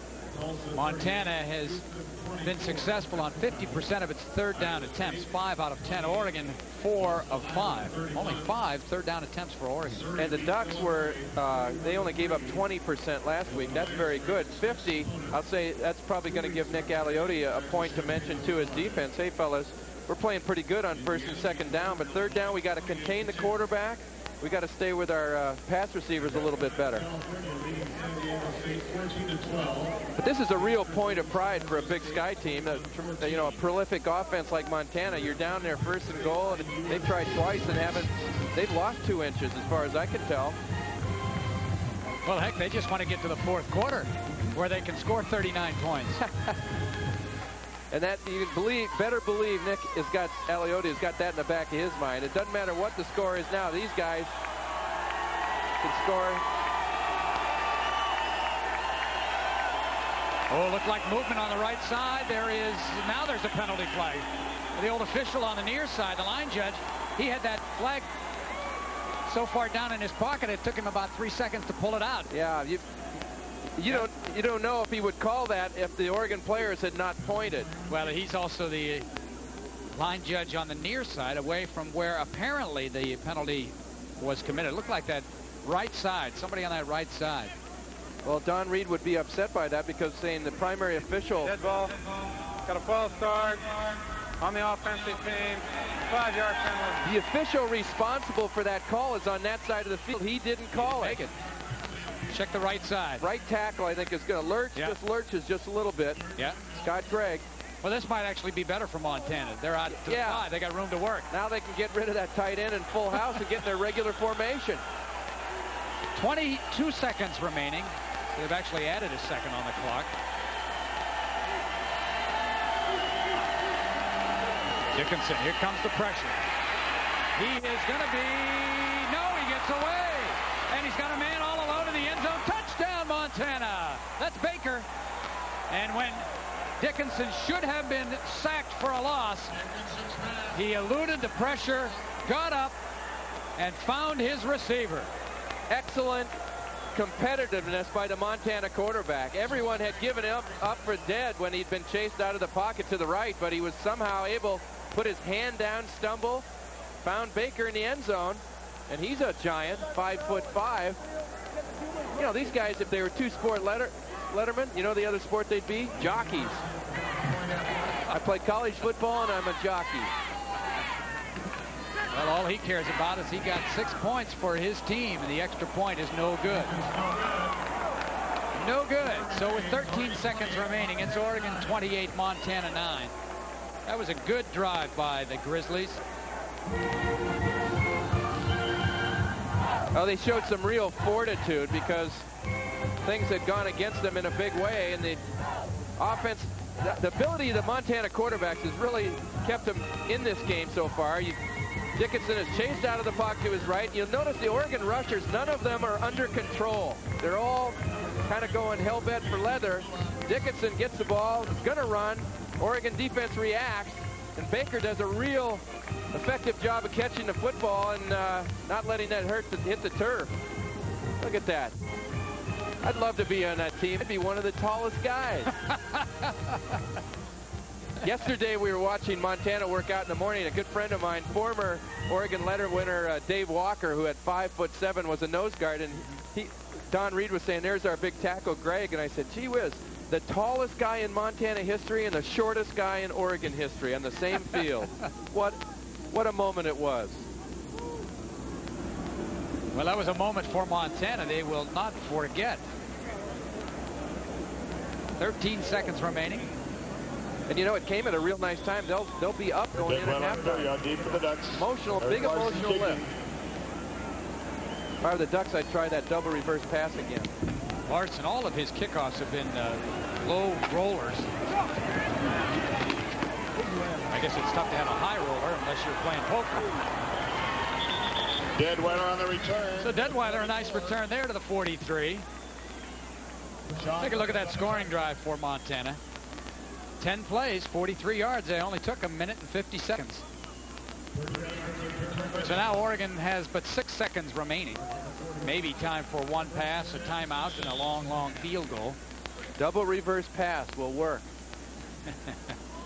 No, and again, well, it didn't work in the first half. Well, the one thing is, Coach Brooks would like to do is kind of do an emotional counter play. You know, I'd like to go in feeling good as opposed to letting Montana stop us on the last play and think they're back in the game.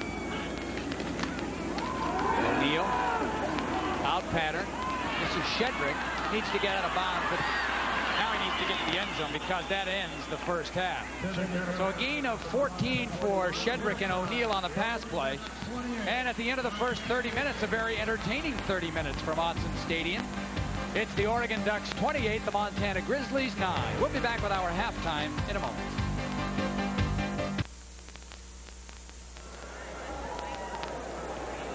Beautiful sunny day after some early morning clouds in Eugene. The Ducks with their home opener. Victorious last week against Colorado State. And now would like to make it 2 in a row before a bye week. And then Illinois and on into the conference season.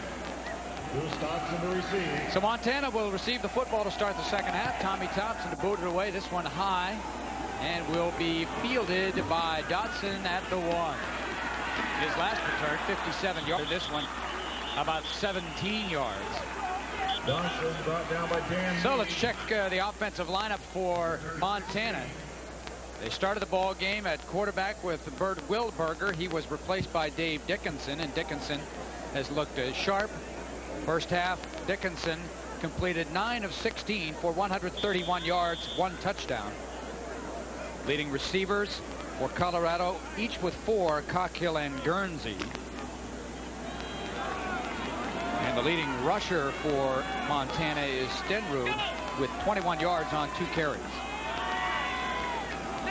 Dickinson, a sophomore from Great Falls, will throw on first down. A little screen pass to Stenrud, and the Oregon Ducks snuff it out. Romeo Bandison, Gary Williams, and Jeremy Asher. Lots of 4. Good rush there by the Ducks. defense was under control and reacted very nicely to the screen pass. Again, we said at halftime, one thing the Oregon defense has got to do is come under control. You see Williams, number 54, recognize immediately that he was in there far too quickly for it to be a regular pass, although at times in the first half, I'm not sure how I could tell the difference. Well, the Grizzlies ranked 21st in the latest National Division I AA poll. Dickinson surveys the field. Dump pass, well nailed by Dante Lewis. Penalty flag at the 13-yard line. And Ernest Jones was all over Dickinson. I'll tell you, the Grizzlies are hard-pressed to block him. Eric Simonson, left tackle, did a pretty good job on that time, but all the time he was keeping Jones off the quarterback. He was being driven right back into the quarterback's face. Offside against Oregon, the preliminary indication. That would give the Grizzlies 5 yards and another down. Ducks had 5 penalties in the first half. And this on the defense, 5-yard penalty, repeat second down. Continues to be a problem. Everybody's a little antsy to carry out their assignments. That they feel the coaches was part of the problem last week with some of those procedure penalties offensively.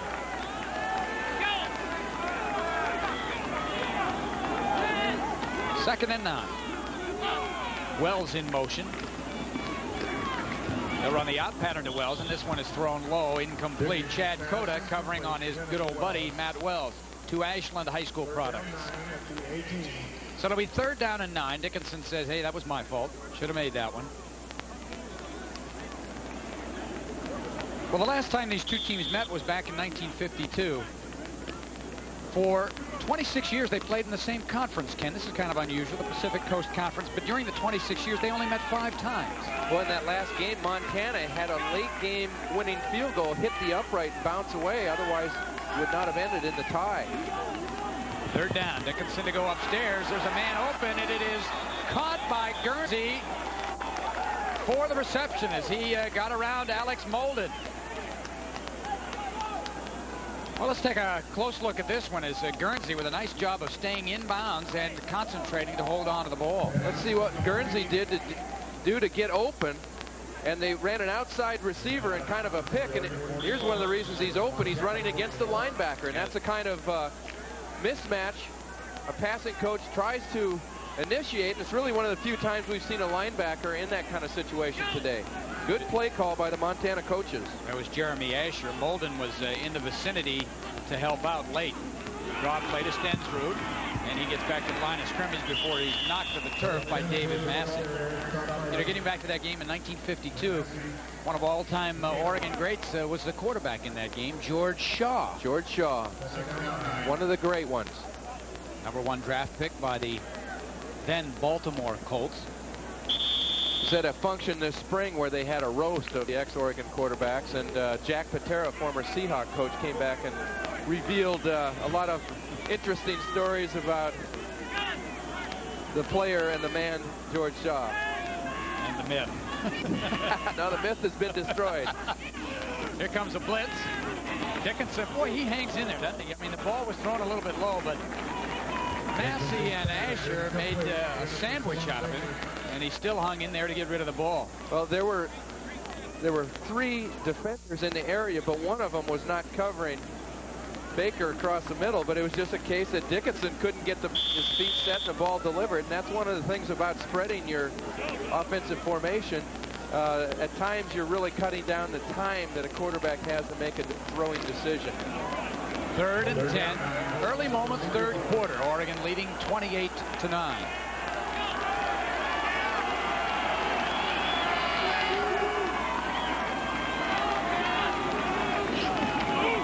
Pressure again by Jones. This ball is intercepted by Isaac Walker. I believe he stepped out of bounds, and he does, right at the 50-yard line. But for Walker, his 2nd interception of the season. And we have a penalty flag in the Montana backfield. I'll tell you one thing, Scott Gregg, the right corner of Montana, was standing down at the 10-yard line getting ready to cover. So he had a 10, 20, 35-yard lead on Walker. And that's all for naught. A personal foul might have been a late hit on the quarterback. And Isaac Walker denied of that pick. That pass was reminiscent of the one that Danny O'Neill threw for the touchdown to Corey Murphy. Just put it up for grabs. And in this case, it was in the air long enough. Roughing the passer. 15, automatic first down. Key play on third down. Well, here's a case that, you know, this has been happening all day. The guy's in the throwing motion. Definitely not an aggressive kind of penalty, but, you know, maybe those officials are influenced by just seeing the quarterback get hit time after time, even though it's clean hit. Unless there was something after the initial hit there. That did not look like anything we haven't seen this afternoon already. Well, they might have mentioned something about the Limburger cheese breath. That should be a personal foul. Out pattern, Baker tries to get away from Cota, and a sure-handed tackle by Chad Cota. Gain of 6. But if Cota doesn't make that tackle, that's another 15 yards. You know, one thing I really like about Cota is he's a physical player, really likes to mix it up and make the big hit. But in that situation, he showed you some finesse as well. Tackling a smaller, maybe quicker kind of receiver in the open field with no help. He really is kind of an artist as a tackler. Very effective. See Baker last week, 4 catches, 35 yards. He also had a big return, 82-yarder on a punt return. Dickinson the draw, and he tries to get past Troy Bailey, but I think Troy got the paw out and tripped him up. Also got some help from Ernest Jones. Well, I guess that's one way to try to slow down the rush, Ken, is run your draws and screens and so forth. Right.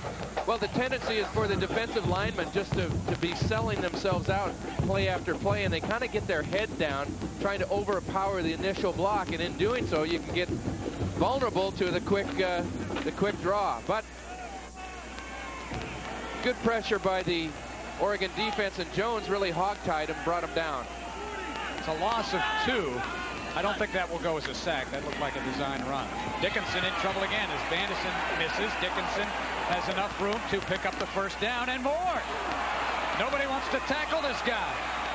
Wow, what a tremendous run by Dave Dickinson. It's some of the sloppiest tackling that you'll see from the Oregon defense. So bad, in fact, somebody lost a shoe. Well, somebody's shoe is on the 24-yard line. I'd be afraid to go pick it up. Well, what would really be embarrassing is if that was your jock strap.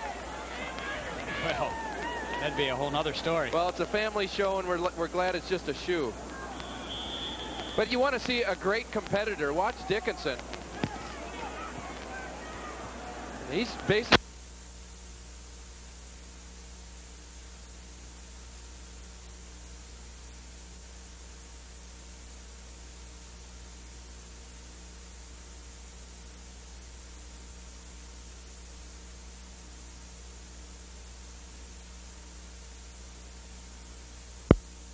shoe, but they're going to have to go up in the stands and get it back. Well, now one of the Pac-10 ball boys got it for him. And he's going to have to come out.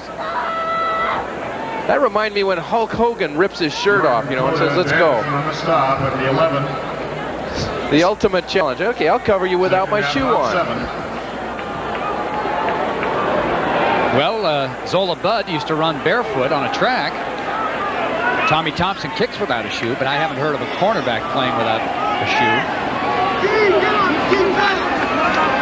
Another impressive. This is a timeout and almost a fumble. Whoa, whoa. Whoa, Nelly. That ball was snapped, and Dickinson had his back turned, calling a timeout. Montana, timeout number 1. I think Rich Brooks has really got a right to be irritated at this call. I think he's frustrated. I think he's frustrated that his team isn't quite as sharp as he wanted it to be. Okay, now we'll look at it on the replay. Set 41, 22. Wait a minute. Timeout. Well, he may have made it, but that was slow motion. Appeared from our angle that it was ball was en route. So a timeout, 10:03 to play, third quarter. And Don Reed You know, getting back to the Washington State-Montana game last year, Montana really had the Cougars frustrated. They turned the ball over 5 times. They had like 9 penalties, 6 holding penalties. The one thing about, and Montana's doing it right now, they're kind of getting at Oregon mentally. They're not really executing great, but they're getting off the hook, making some plays. The Oregon offense is on the sidelines. They're not able to get things going, and it's up to the defense to make a play to kind of get things settled down here. Hey, a touchdown here, and all of a sudden the game is 28 to 15, 16, or 17. And the frustration level for Oregon will grow even more. Well, and what kind of scramblers are there in the Pac-10? Pattinson at Washington State comes to mind. Dickinson, backside pressure again, another missed tackle. This ball is thrown, bounces off a receiver in the end zone. Where's Franco Harris when you need him? Ducks fortunate they didn't give up a touchdown there. Yes. And you could see the outside rusher for the Ducks on the right side just came running pell-mell with his head down. Can't react. You know, at this stage of the game, it shouldn't surprise you that the Montana quarterback is capable of making a move. Dickinson is, you see, Jones going inside, but it was the outside rusher. I think it was Rich Rule, just ran right past him. I mean, you get a one-on-one shot with a quarterback like that, you got to get him. They're just trying to destroy him, and in so doing, they're running right by him. 3rd down and 6. Dickinson to throw again. Still more heat. Caught by Wells, and he has a touchdown. He got away from Dante Lewis, and it's a touchdown for Montana. And they are right back in this football game. Scott Guernsey threw an excellent block.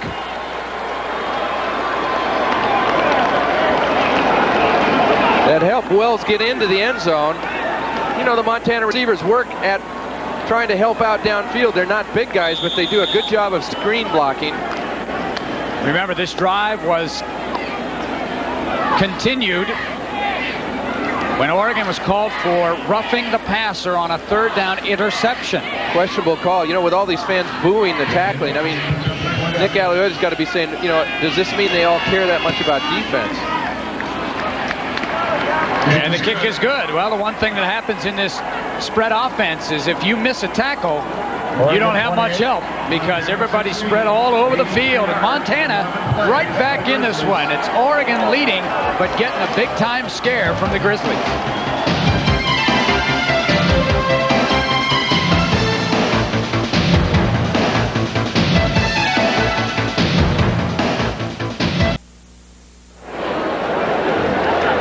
Well, old-time football here, folks. The quick kick.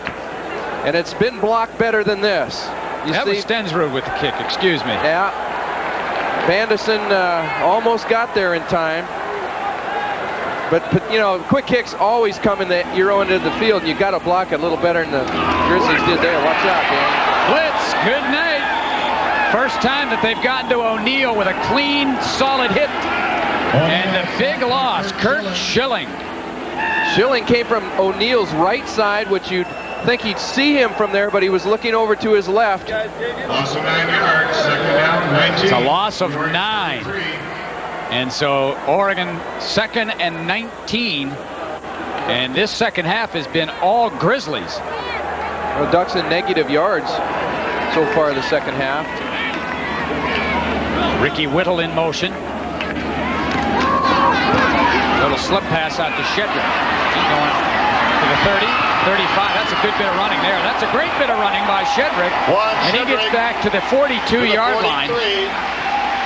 It'll be 3rd down and 8, but it could have been a lot worse. Erickson, along with Mason, Back to the original line of scrimmage. converged to stop Shedrick. And look at him get fired up. Well, you're going to see some sloppy tackle on the left side here. Linebacker Venters misses there. His knees buckle. And that's a fullback who's faking him out. There's a head down. You know, heads are down when tackles are being missed, you know. Defensive players got to keep their heads up. A lot of poor tackling we've seen today. Both sides of the football. Comes the blitz. Slip pass to Shedrick, and he will not get it. Todd Erickson, the free safety, read it all the way. No gain, and Oregon will be forced to boot it away. What's the difference offensively and defensively as far as Oregon's offense and Montana's defense here. Montana's defense has caught the Ducks twice in situations, you know, where they had just the right defense called. They didn't have but one of those situations in the first half. Secondly, you know, that penalty really, that procedure penalty really hurt Oregon. They had they got something going there. You know, it's a developmental thing. One play leads to another, and the Ducks have yet to establish that one play this half. Well, they've gone flat as a pancake, and Montana is sky high right now.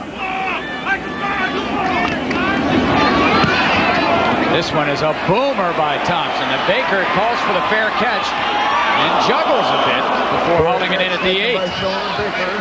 Wow, what a boot by Thompson. And if the Ducks aren't careful, they're going to have a punt block. Good pressure at both punts this half.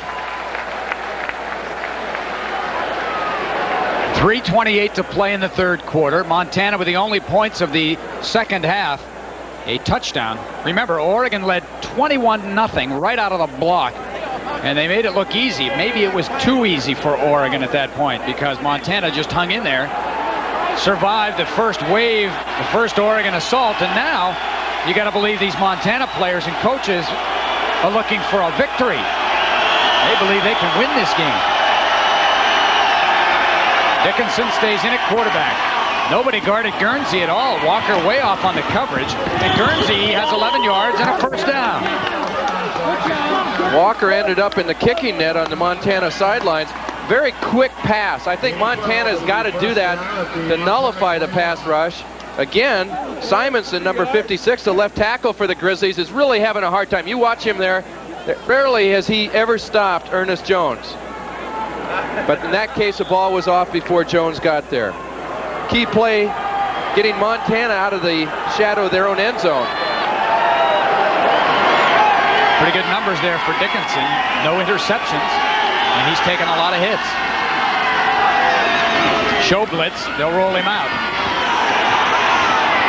This ball is almost intercepted, batted away at the last minute by, I believe, Chad Cota. Alex Molden also over there as well. For a moment, it looked like the Montana receiver was open. A very athletic ability, and if you want to compare safeties, Chad Cota is much more of a finesse player than his counterpart for the Montana Grizzlies, Erickson. You're going to see him come flying out of there, and he's not strictly a run defender, and he helps his cornerback out on this route. Tell me about the fatigue factor that might be setting in with the Oregon defensive front. Well, I'll tell you what, you get tired of beating your guy play after play and not getting to the quarterback. There's frustration as well as fatigue. Blitz.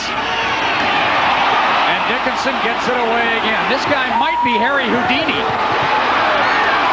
Wow, what a play. Eugene Jackson with a tackle at the 48-yard line, but another first down, and Ernest Jones takes off his helmet in disgust, having missed once again an opportunity for a sack. That is absolutely embarrassing for the Oregon Duck defense. The right side, I'll tell you, a lot of key gains today have come.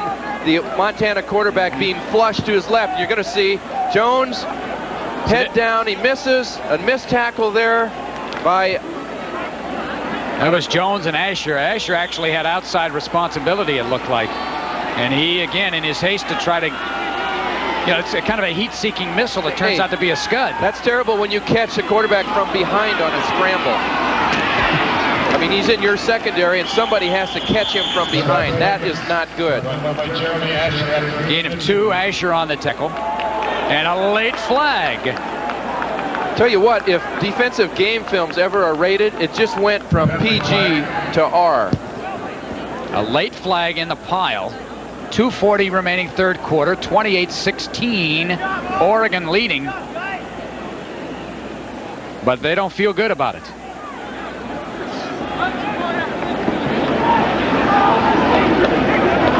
Dead ball.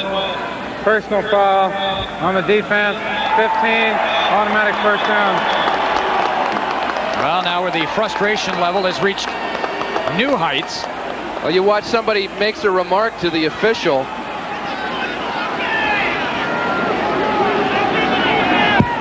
Whatever he said. Gary Williams, and he's being pulled off the field right now. So that's Melvin Chappell, the umpire, didn't like what he heard. And that's as bad as a late hit, you know, the loose tongue. That's the last thing the Ducks need, is to give them another 15 yards. Dickinson, another quick out pattern. This ball is caught. Molden on the coverage. The catch by Bill Cockrell. That's another gain of 5. Fine catch. Receiver goes up knowing that because he's stretched out, he's liable to take a hit with the good coverage. Excuse me, Jeff McElroy made the tackle. 84, not 8. There's Molden to supply the hit. Second down 5 at the Oregon 30. Montana receivers done a nice job of being competitive, you know, not only catching the ball, but running with it afterwards and trying to help out with blocks. Look at the total yardage. Wow. Oregon in the first half had 347, so you can see they've done almost nothing. Here we go again. Movement and flags.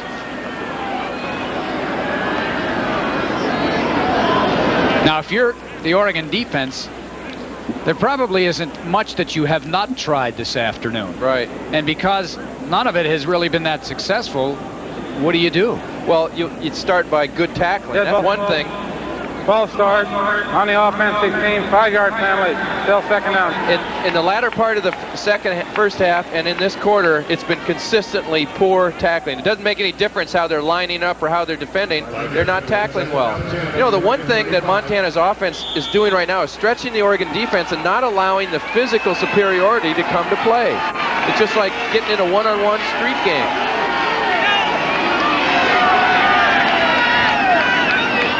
We have not had a turnover this afternoon in a game with a lot of passing and so forth. Here's the ball. Caught. And it's a gain of about 7. Pass complete to Daniel Alexander. I have not seen a situation today where the Ducks have just rushed 3 people, and that's another option that is open to defensive. I don't know if the Ducks have that in their game plan or not, but, you know, that gives you a chance to get man under and get a little tighter coverage on the outside. Sometimes it helps contain the quarterback a little better too. The Ducks have stuck with pretty much a standard 4-man rush, and at times mixing that up at 5, 6, and a couple times 7-man rushing. 3rd down and 4. Key play of the game so far.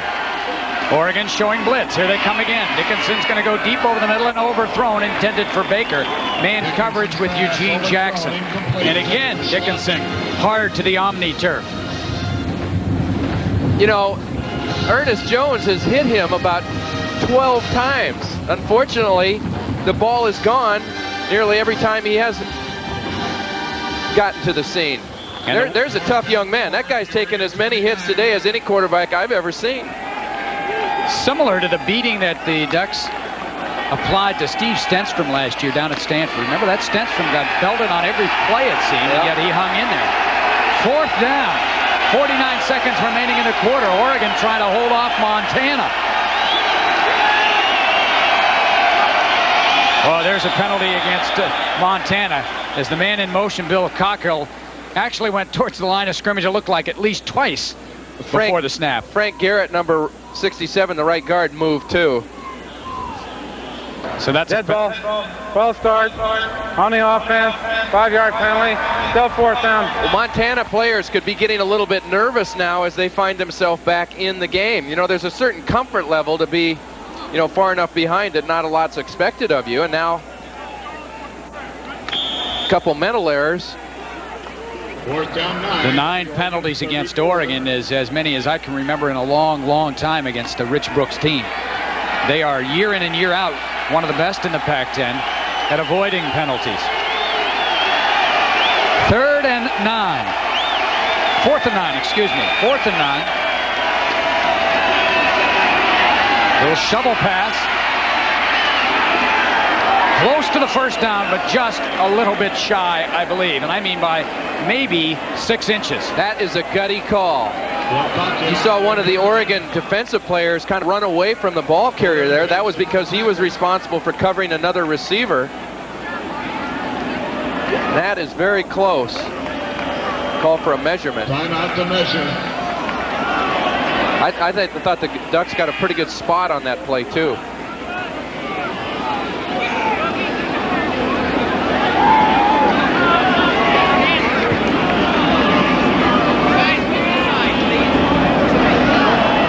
Stretch them out. There it is. That's 6 inches. And a huge sigh of relief from the Oregon sideline. Montana gets that first down. And they may march right in for another score. 41 seconds to go in the third quarter. Oregon trying to recharge the batteries here. That's the first time we've heard the fight song not after a touchdown today. You know, that's something we didn't really expect. This is only the second offensive possession of the half for Oregon. Try to go back to some power football, and Filion with the speed tries to turn the corner, loses 3. You know, you asked what was different this half. I'll tell you one thing. The Montana defensive coaches really have settled their people down. They've made some nice adjustments. They're playing under control. Actually, they're tackling a lot better than the Ducks at this stage, and that's why one offense is moving and the other is not. That may have been the final play of the third quarter.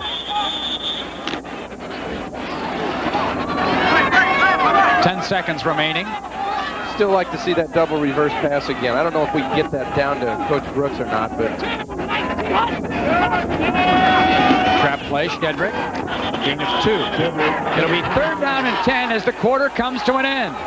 The Bluebirds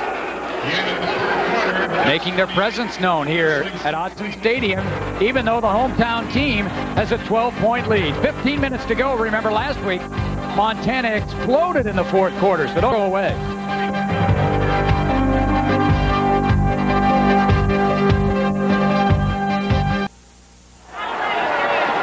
Into the fourth quarter we go. 3rd and 9 for Oregon. A big play here. Corey Murphy with a reception close to the first down, and he took a big hit from number 23, Asim Childs. But that, I believe, is good enough for a first down, and a hard-earned first down at that. Ducks did something Montana had done early. Let O'Neill roll a little bit to his left side. It limits the field of vision that you have, but it also secures the protection. One-on-one out there. Murphy drove his defender deep, came back for the football again. Went down deep enough to pick up the first down coming back for the football. Filion hit behind the line of scrimmage, breaks the tackle and gets back to the original line of scrimmage. Knifing in there is Sean Mertz again. You know, in the third quarter, Ken, to show the domination of Montana, they had 123 yards of total offense to 5 for Oregon. 5 yards. Well, the last play there, the left guard for Oregon pulled, ran right by Montana defensive lineman. Now, whether he was caught up by surprise or not, I don't know. But the Ducks, for as superior as their bench pressures are to Montana, right now they're getting beat up front.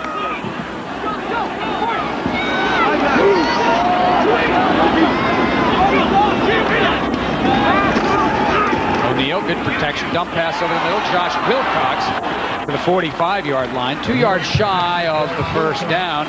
Kurt Schilling there for the defense. It'll be 3rd down and 2. Montana, see right there, the Ducks have fallen flat on their face in the third quarter. The one thing that O'Neill is being allowed to do right now is get the ball off quickly. We talked about getting an offensive rhythm. Place to start is with your quarterback. Been a couple of good calls here the last 3-4 plays that have allowed him to get going and get the ball delivered. Ricky Whittle through the middle, close to the first down, but I believe he is short.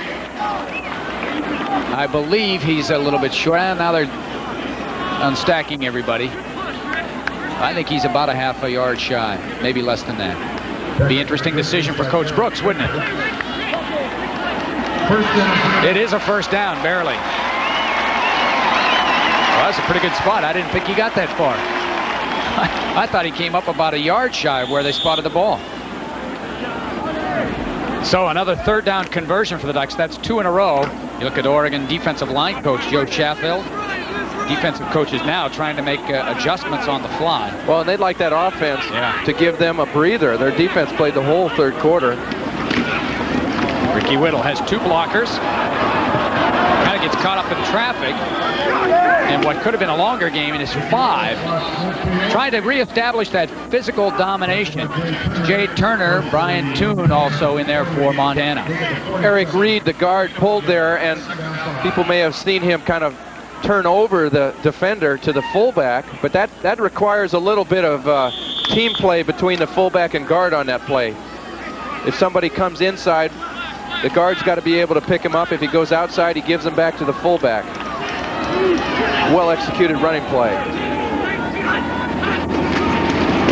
Trap up the middle to Shedrick. 40, 35, out of bounds at the 30-yard line. Big day for Juan Shedrick, and I believe he's had a career day rushing-wise. 17-yard gain for Juan Shedrick. It's an inside trap play. Shedrick has really improved hitting the hole. Boom.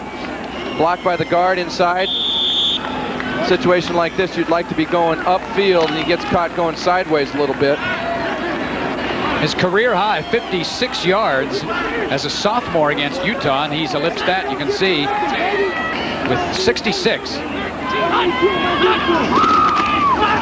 Now they give it to the second man, that second fullback, I should say, Alu Malapai.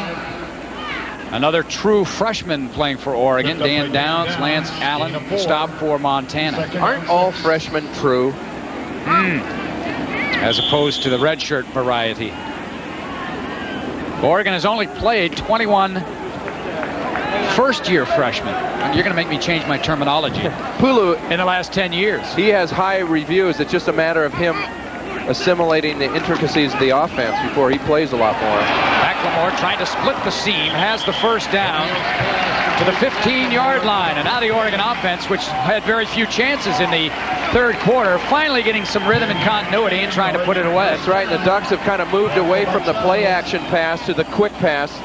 3 of the 4 passes O'Neill's completed have been quick pass variety, the other a little bit of a rollout. A 3-step drop. Makes it real easy for the decision. You know, it's basically a one-man route. You're looking at one guy. In this case, there aren't many of the wide receivers of Oregon who cannot get open quickly.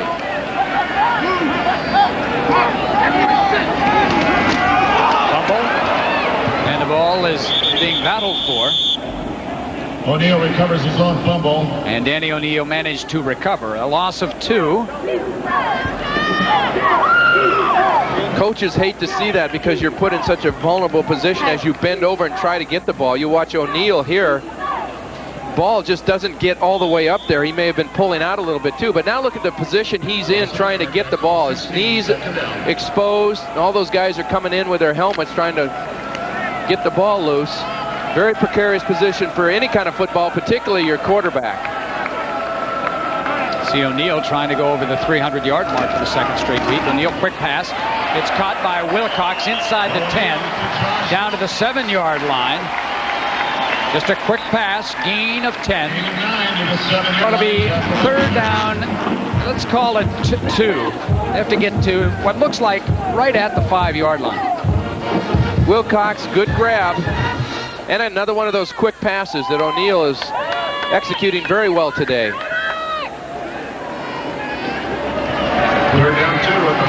Oregon has gone to 2 tight ends. Mitch Signer and Wilcox in there. The lone receiver is Corey Murphy. In motion. Toss sweep to Whittle. Whittle breaks a tackle and dives to the end zone. Score!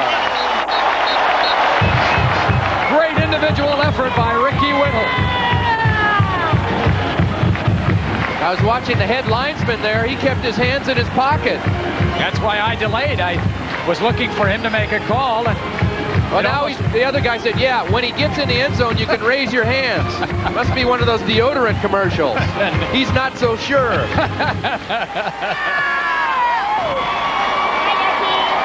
Well, Oregon finally gets on the board in the second half. 9:45 to play. That was a big, big drive. Remember, it all started when Montana was stopped on 4th down deep in Oregon territory by about 6 inches. It's a pretty good execution along the way. A couple of big third down conversions, and Oregon once again extends its lead. It's 35-16, 9:45 to play.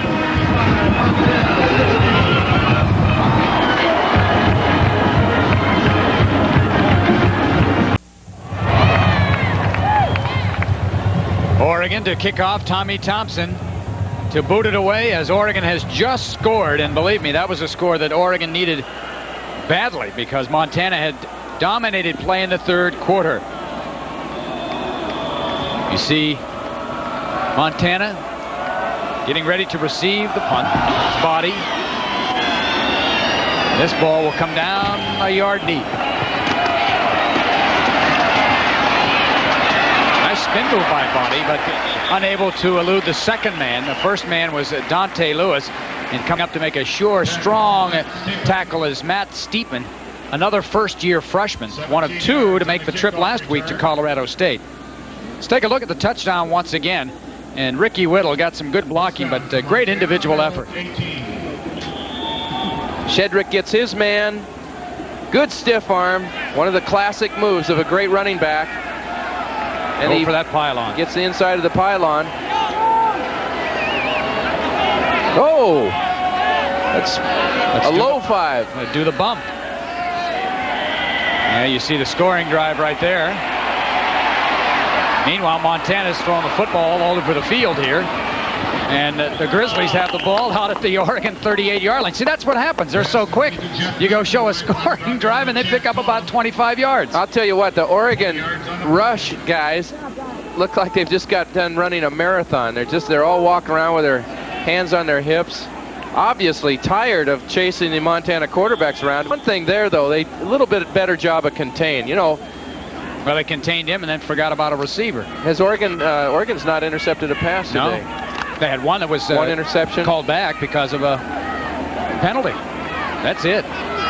Great numbers again for Dickinson. That's a good credit to the Montana players and their offensive game plan.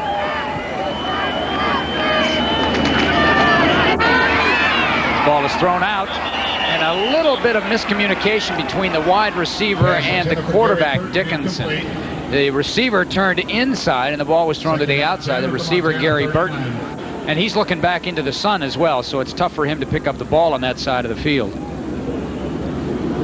Once again, Ernest Jones on the pressure.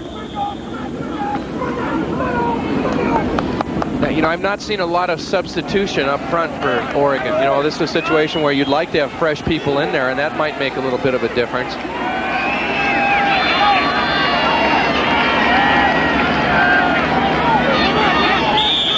Whistle. And timeout, Oregon. So we will take a timeout as well. Well, catch your breath. We still got plenty of time remaining. 9:21 to go, fourth quarter. Oregon leading by 19.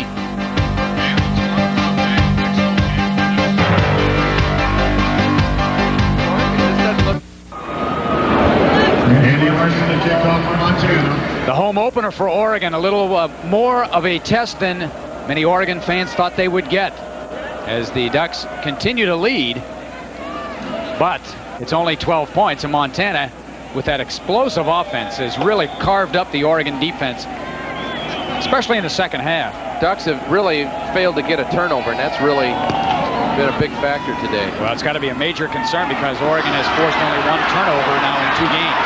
Ricky Whittle cuts against the grain. Look at him go, Ricky Whittle.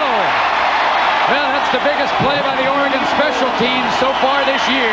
Ricky Whittle in his first appearance, and that's why the Ducks want to keep him in the lineup. Well, the Ducks may have just found their return man. 52-yard return. But Don Reed told us yesterday this is a part of Oregon that scares him the most, is the big playability in the kicking game. He was primarily referring to Tommy Thompson, but the return game as well. Last year they're in the top 20 in both punt and kickoff returns. So great field position at the 34. Counterplay to Whittle, bounces to the outside, and then managed to get to the line of scrimmage on what was a pretty good run for no gain. That was an awesome run because they thought they had him wrapped up for a 3-yard loss, and his legs just wouldn't stop churning. I think that was Dan Downs that thought he had him in the backfield and unable to bring him down. 2 injured guys the Ducks are very fortunate to have with them today. Muldren and then Whittle. Those guys written off as more seriously injured than what it appears to be. And Whittle now will take a breather. He's not ready to go the distance in a game yet. Remember, virtually no activity at all for 2 weeks, and then got back into practice this week. Is that his agent right there? Just who is that guy? He's got a Michigan hat on. Blitz by Montana. They sell out.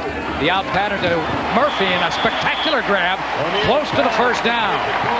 Well, Corey Murphy has really, just by leaps and bounds, improved in the last 2 weeks. He was just one of 4 receivers battling for a starting berth the first 2 weeks of fall camp, and then that last week and then this week he has just made a quantum leap. Well, and he's the kind of athlete that, given the chance to perform in the big arena, just gets better and better. And I think that's one thing, you know, the Ducks have got some players, particularly the wide receiver, who are just that case. The more you throw, the better they're going to get.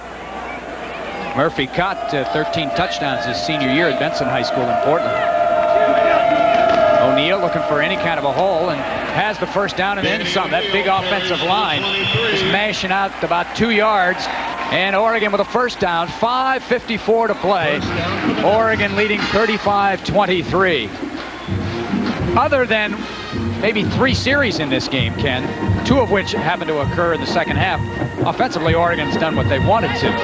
It's just that Montana lately has been able to do what they wanted to do. Unfortunately for Oregon, they jumped out to that 21-0 lead. Well, the offense has gotten back to executing. O'Neal's gotten a little bit, you know, in a personal rhythm, and that's reflected in the rest of the offense. Look at that. He's right on the verge of his 3rd 300-yard passing game in his career. Villiard looking for a seam, that speed, and Holtman up through.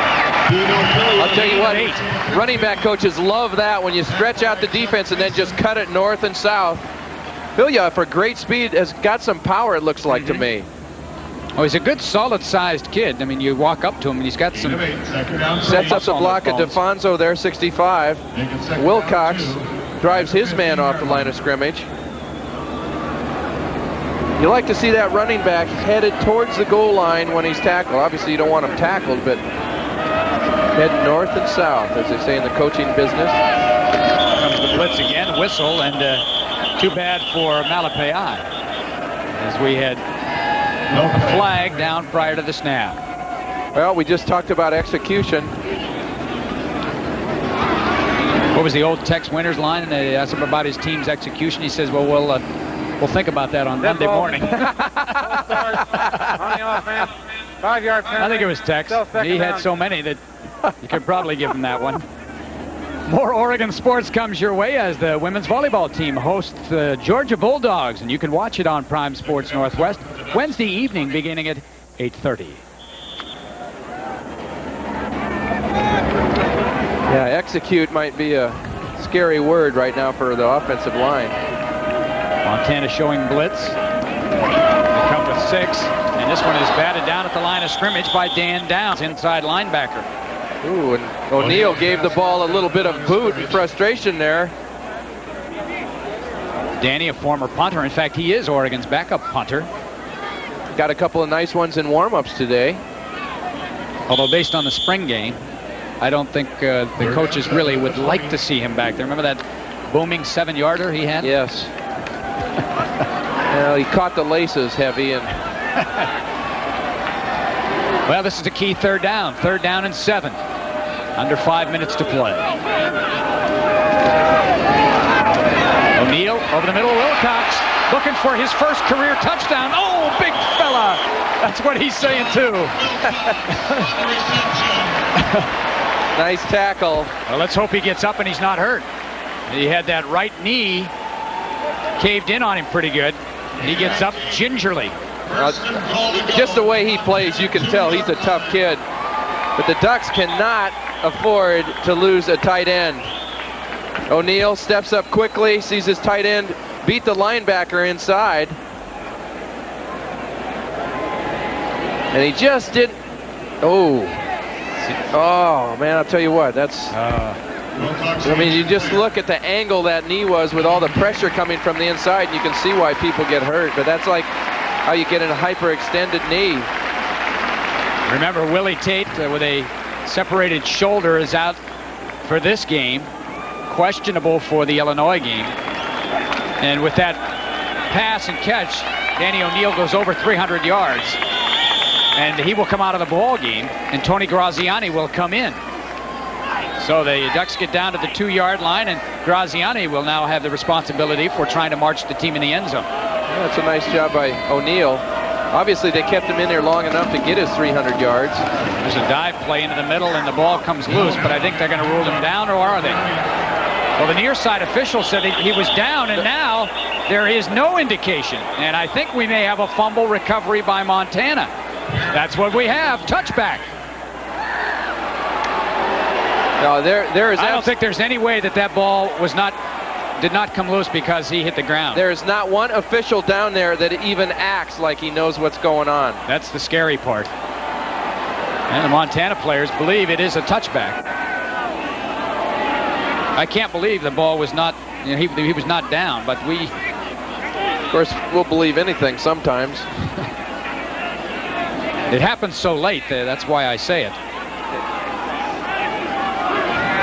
It brings up the old, when is a guy stopped? The forward momentum was stopped. Just a late whistle. That's it. Well, the big turnover costs Oregon points, and this has not been a real good day. The ball was loose in the end zone. By rule, picked up by the defense. The touchback. Well, Coach Brooks was not giving the official an argument, but you can tell he's a little bit upset with the offensive unit. See if we can tell here. This is Malapai. Oh. And see how it pops right up there.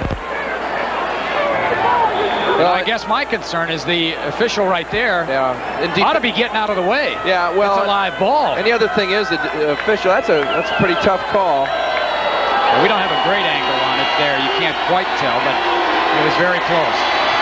So here come the Grizzlies. Hey, this game isn't over, folks. There's another completion and a tackle short of the first down, gain of 8. 4 minutes and 7 seconds on a running clock. And Ernest Jones got decked by an offensive lineman of Eric Simonson. Finally got a chance to unload on Jones. But that's the one thing, the Oregon defensive players, they better watch themselves downfield because that offensive line is coming up and hunting heads.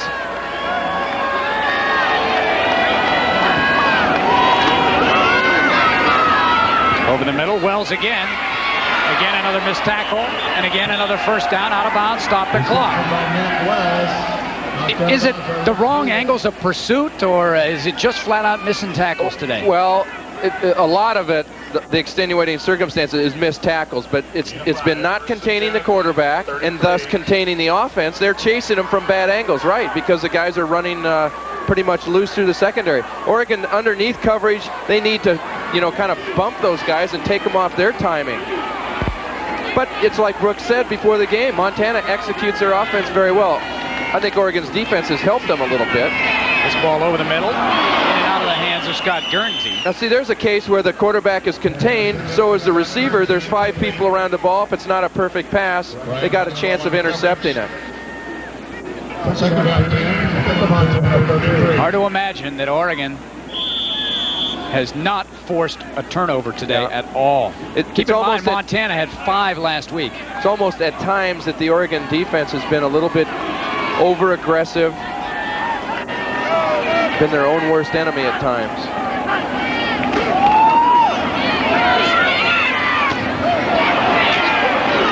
Another completion. Boy, they make it look so easy, don't they? Well, if you ask the quarterback, and he's holding his head right now, it's not easy, because every time he throws it, as soon as you stop watching the ball, he's getting a hit. That reception by Mike Earhart, coming back to Autzen Stadium to play. Played his high school ball at Willamette High School. Dickinson now with a little half roll.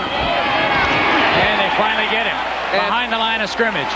Mark Slyman comes in. He had just come in and substituted for Gary Williams, and he's the freshest guy out there. He makes the sack. Had a big sack last week against Colorado State. The clock winding to the 3-minute mark right there. Montana with 2 timeouts remaining. Dickinson deep over the middle. This ball is caught by Earhart. 35-yard line, another first down, stop the clock, 2:46. And if anybody had said Montana would be running its 2-minute offense with under 3 minutes to play in an effort to win this football game, you'd have had him signed, sealed, and delivered for the Crazy Farm. But that's what we have. Yeah, Molden got caught on his heels there. He was expecting the ball to be overthrown and was getting ready to catch it and intercept it. And again, another great catch by wide receiver. Deep pass, incomplete, overthrown by Dickinson. Good coverage by Cota on Baker. Well, the Ducks are doing a lot of substituting right now, trying to get some fresh bodies in there to put pressure on Dickinson. He's been you very almost wish you impressive. could have played this game with 11 defensive backs instead of, I mean, because the Oregon's defensive line really has been negated, not so much by Montana's offensive line, but by that guy right there. And it's not been that it's been great pass protection. There have been guys loose all over the place, but the ball is gone by the time they get there, or they allow the quarterback to get outside of containment. Blitz again. They pick it up. Ball is thrown and over Guernsey's head. Coverage by Dante Lewis. Now here's an example. They're forcing him to throw the ball at kind of bad angles, you know, away from the quarterback, and they're getting some decent pressure. Not great pressure, but it's consistent, and they are still containing the quarterback. 2:30 remaining in this game. The Duck defense is obviously being forced to concentrate a little more than they have been. Still amazing that they have yet to intercept the football. Oregon showing blitz with its inside backers. Here they come. Byron Rockwell, and Dickinson just throws it, hoping for something. And Lamont Woods with very good defensive coverage out there. And the ball was thrown up in the air and up for grabs, intended for Gary Burton, but Lamont Woods was right there. I have so much respect for Dickinson. Again, he knew he was going to get hit. He stood in there as long as he could, and he got the ball off. Well, he's going to spend an entire week in the whirlpool before Idaho State next week. I'll tell you, this is courage right there. That's courage. You know you're going to get hit. He's not flinching, and he's putting the ball right there. 52 Montana passes today. No Oregon interceptions. Well, the middle's wide open again. Are they trying to bait Dickinson, or are they going to blitz hard from the corners? Here comes the blitz, comes the screen, beautiful executed. Just wonderfully executed. Molden saves a touchdown. Wow, perfectly executed play. Billy Cockhill with a little wide receiver screen. And you watch him, he didn't know whether he should try to block the Oregon defender or not. Instead, he just stood there and then turned away long enough to screen him off. They cross their receivers. And why isn't that interference? Well, that's... You're blocking a guy downfield. Yeah, definitely. Well, of course, they're saying the ball is completed underneath in a screen pass. That's true, I guess. They released their lineman downfield. Great day. The second week in a row that Cockhill has 7 receptions.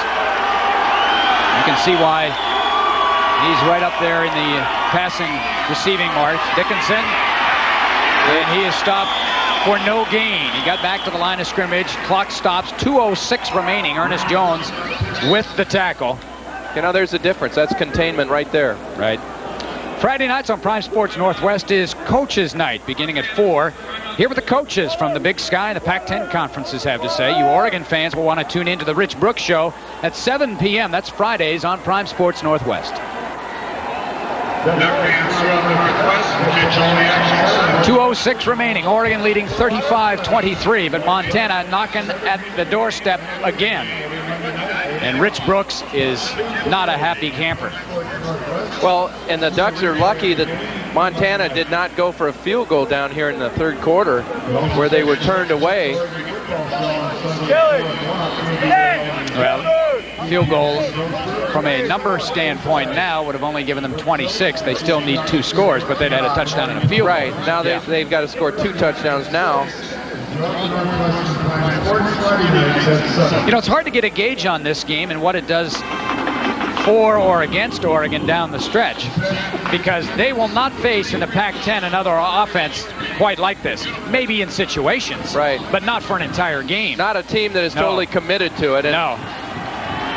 You know, mentally, Oregon has not really taken the challenge today. They've made some mental errors and just not executed. They got off to a 21-point lead, and then some things happened that gave Montana confidence. And I think it's been tremendous courage on the part of Dickinson and the Grizzlies to hang in there, take some licks, but have a chance to win this game. There's a bad pass, and that's I'm going to count maybe 2 or 3 that Dickinson's thrown all day long that he'd like to have back. One of the very few bad throws, and he saw the receiver come open, didn't set his feet, and just threw a wobbler. Baker was going to have a chance maybe to run it in. Look at that. Wow, I'll tell you, it went from 200 to 500 in a big hurry. You know, when Don Reed told me yesterday, you know, I asked about the rushing deal, what's your goal? And he says, our goal, we feel we have to get 400 yards passing every game. And I almost choked. I went, you know, we don't hear that often in the Pac-10, but obvious. That's about what they're going to end up with. Yeah. 3rd and goal. Remember, this is an Oregon defense that gave up only 200 yards all last week. There's Dickinson again, freelancing, got a man, touchdown, Mike Earhart. And he says, I'm back in Autzen Stadium. Thank you very much, Oregon. You recruited me early and backed off, and I had to go to Montana. And he let him, took off his helmet to let everyone get a real good look. Nice catch. And he's the biggest receiver. And, hey, by far, the Montana has 6'3". It's going to come down to the onside return team. Yeah. I'll tell you, that's a jump ball at best. Well, Montana now with the extra point could close to within 5. This game, this performance said a lot for the heart of the Montana Grizzly football team. It indeed did. You can see why they love Don Reed and those Montana Grizzlies in Missoula and throughout the state of Montana. Timeout on the field, 1:55 remaining. That's an eternity for the Grizzlies.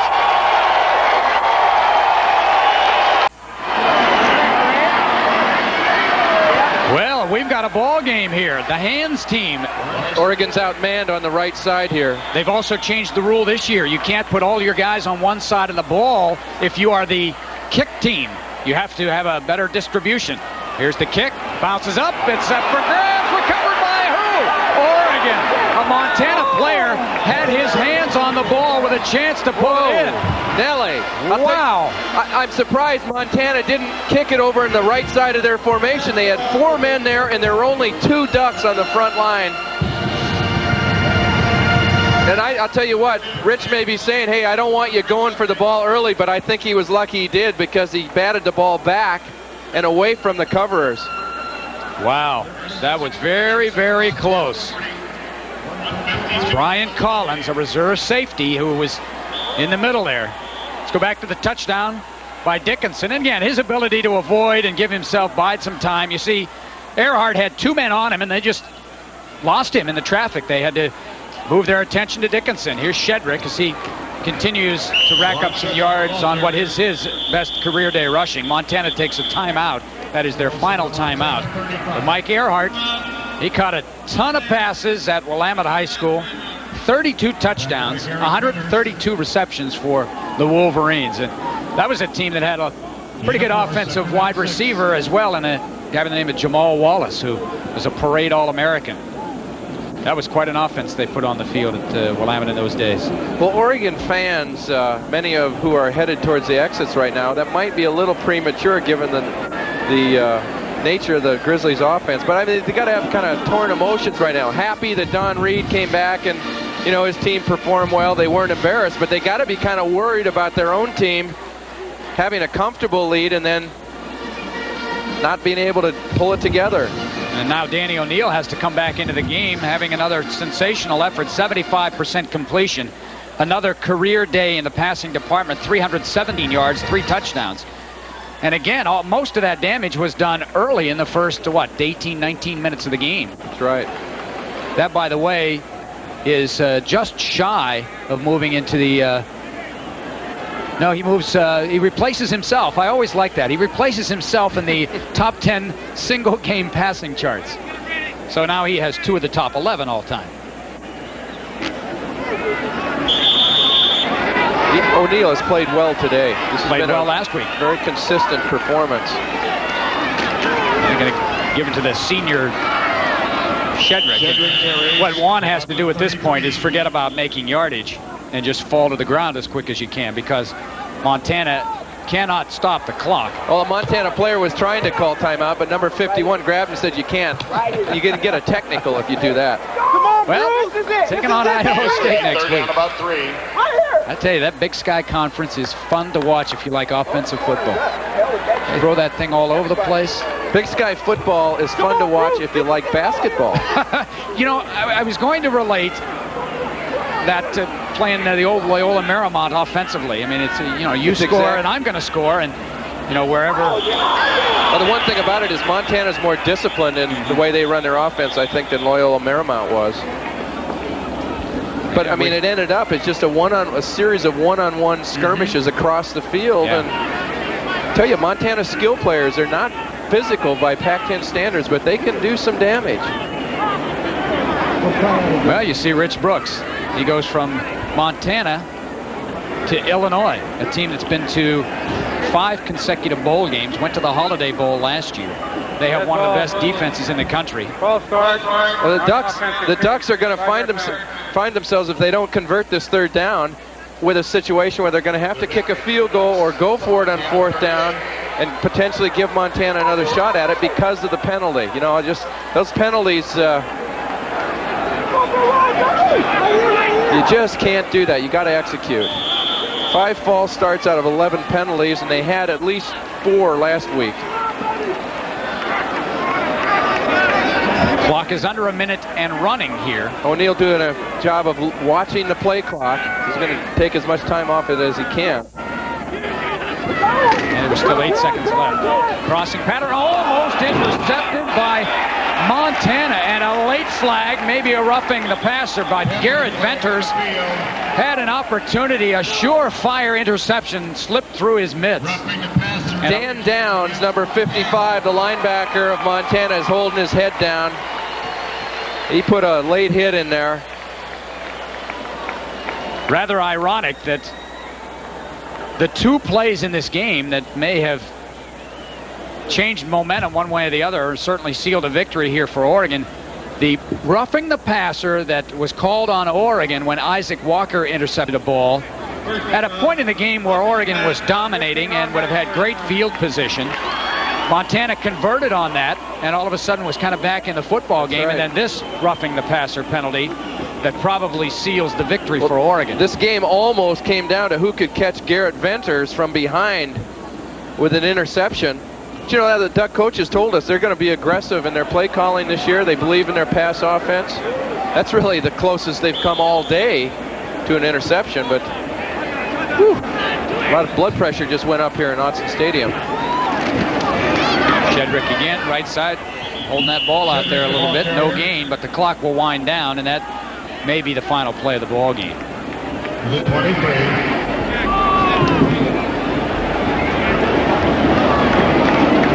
Shedrick is going to end the day unofficially 74 yards on 14 carries, his career high in yardage.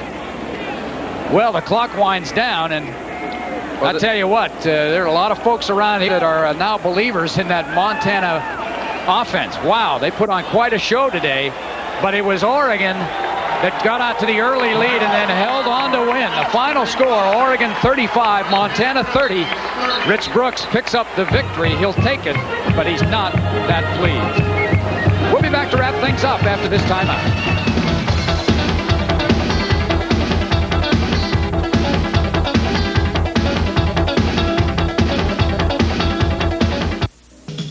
It's the annual Arts and Crafts Show featuring the works of over 100 local artists. Come to UW's Heck Edmondson Pavilion and you'll find gifts, holiday decorations, jewelry, food, and fun. Sponsored by the UW Alumni Association Alumni Board and Prime Sports Northwest, this Arts and Crafts Fair funds undergraduate scholarships. Doors open at 10 a.m. both days.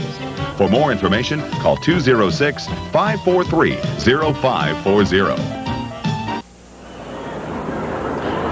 Final score in a wild offensive shootout at Autzen Stadium. The Oregon Ducks hold on to defeat the Montana Grizzlies 35-30. Well, Ken, we had 65 total points. We had over 1,000 yards of total offense. Wow. I'll tell you what, it looked like the parade of the bumblebees out there. We had both offenses marching up and down the field all afternoon. Oregon dominated early, led 21-0. They led 28-3 at one point, but then Montana got on a roll, closed the gap, and hey, if not for an onside kick or maybe an interception there at the end, they might have had a chance to win this football game. Amazing amount of missed tackles. It's lucky that stat isn't. Oregon's got to play smarter if they're going to do better in the Pac-10. We don't have enough room for the number of missed tackles on that chart, but the penalties, I know, would be a concern to Coach Brooks. 11 for 85, and most of those on the offensive side. That's right, and they're all have to do with execution, the mental part of the game. Ducks have got 2 weeks before the next game. I think they're going to need every minute of it. Well, they start the season, let's not forget, 2-0. That's a good start. They reversed what happened a year ago when they were 0-2 and then came back to make it to a bowl game. So from that standpoint, they're off to a good start. That's right. You can't argue with 2-0. The health of the team is kind of a factor right now, but they've got their work cut out for them, and that's probably better with that amount of time. A lot of teams will fall off in a bye week just because they lose their concentration.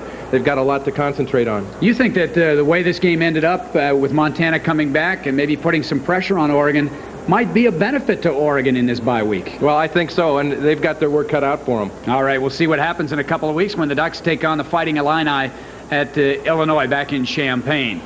Well, coming up next on Prime Sports Northwest, golfing from Sun River, Oregon, the Oregon Team Championships. So the final score from Autzen Stadium, Oregon 35, Montana 30.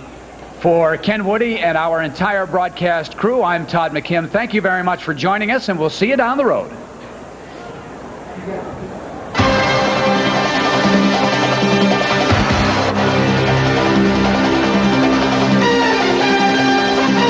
Oregon Duck football on Prime Sports Northwest was brought to you by Rainier Beer, the beer from here.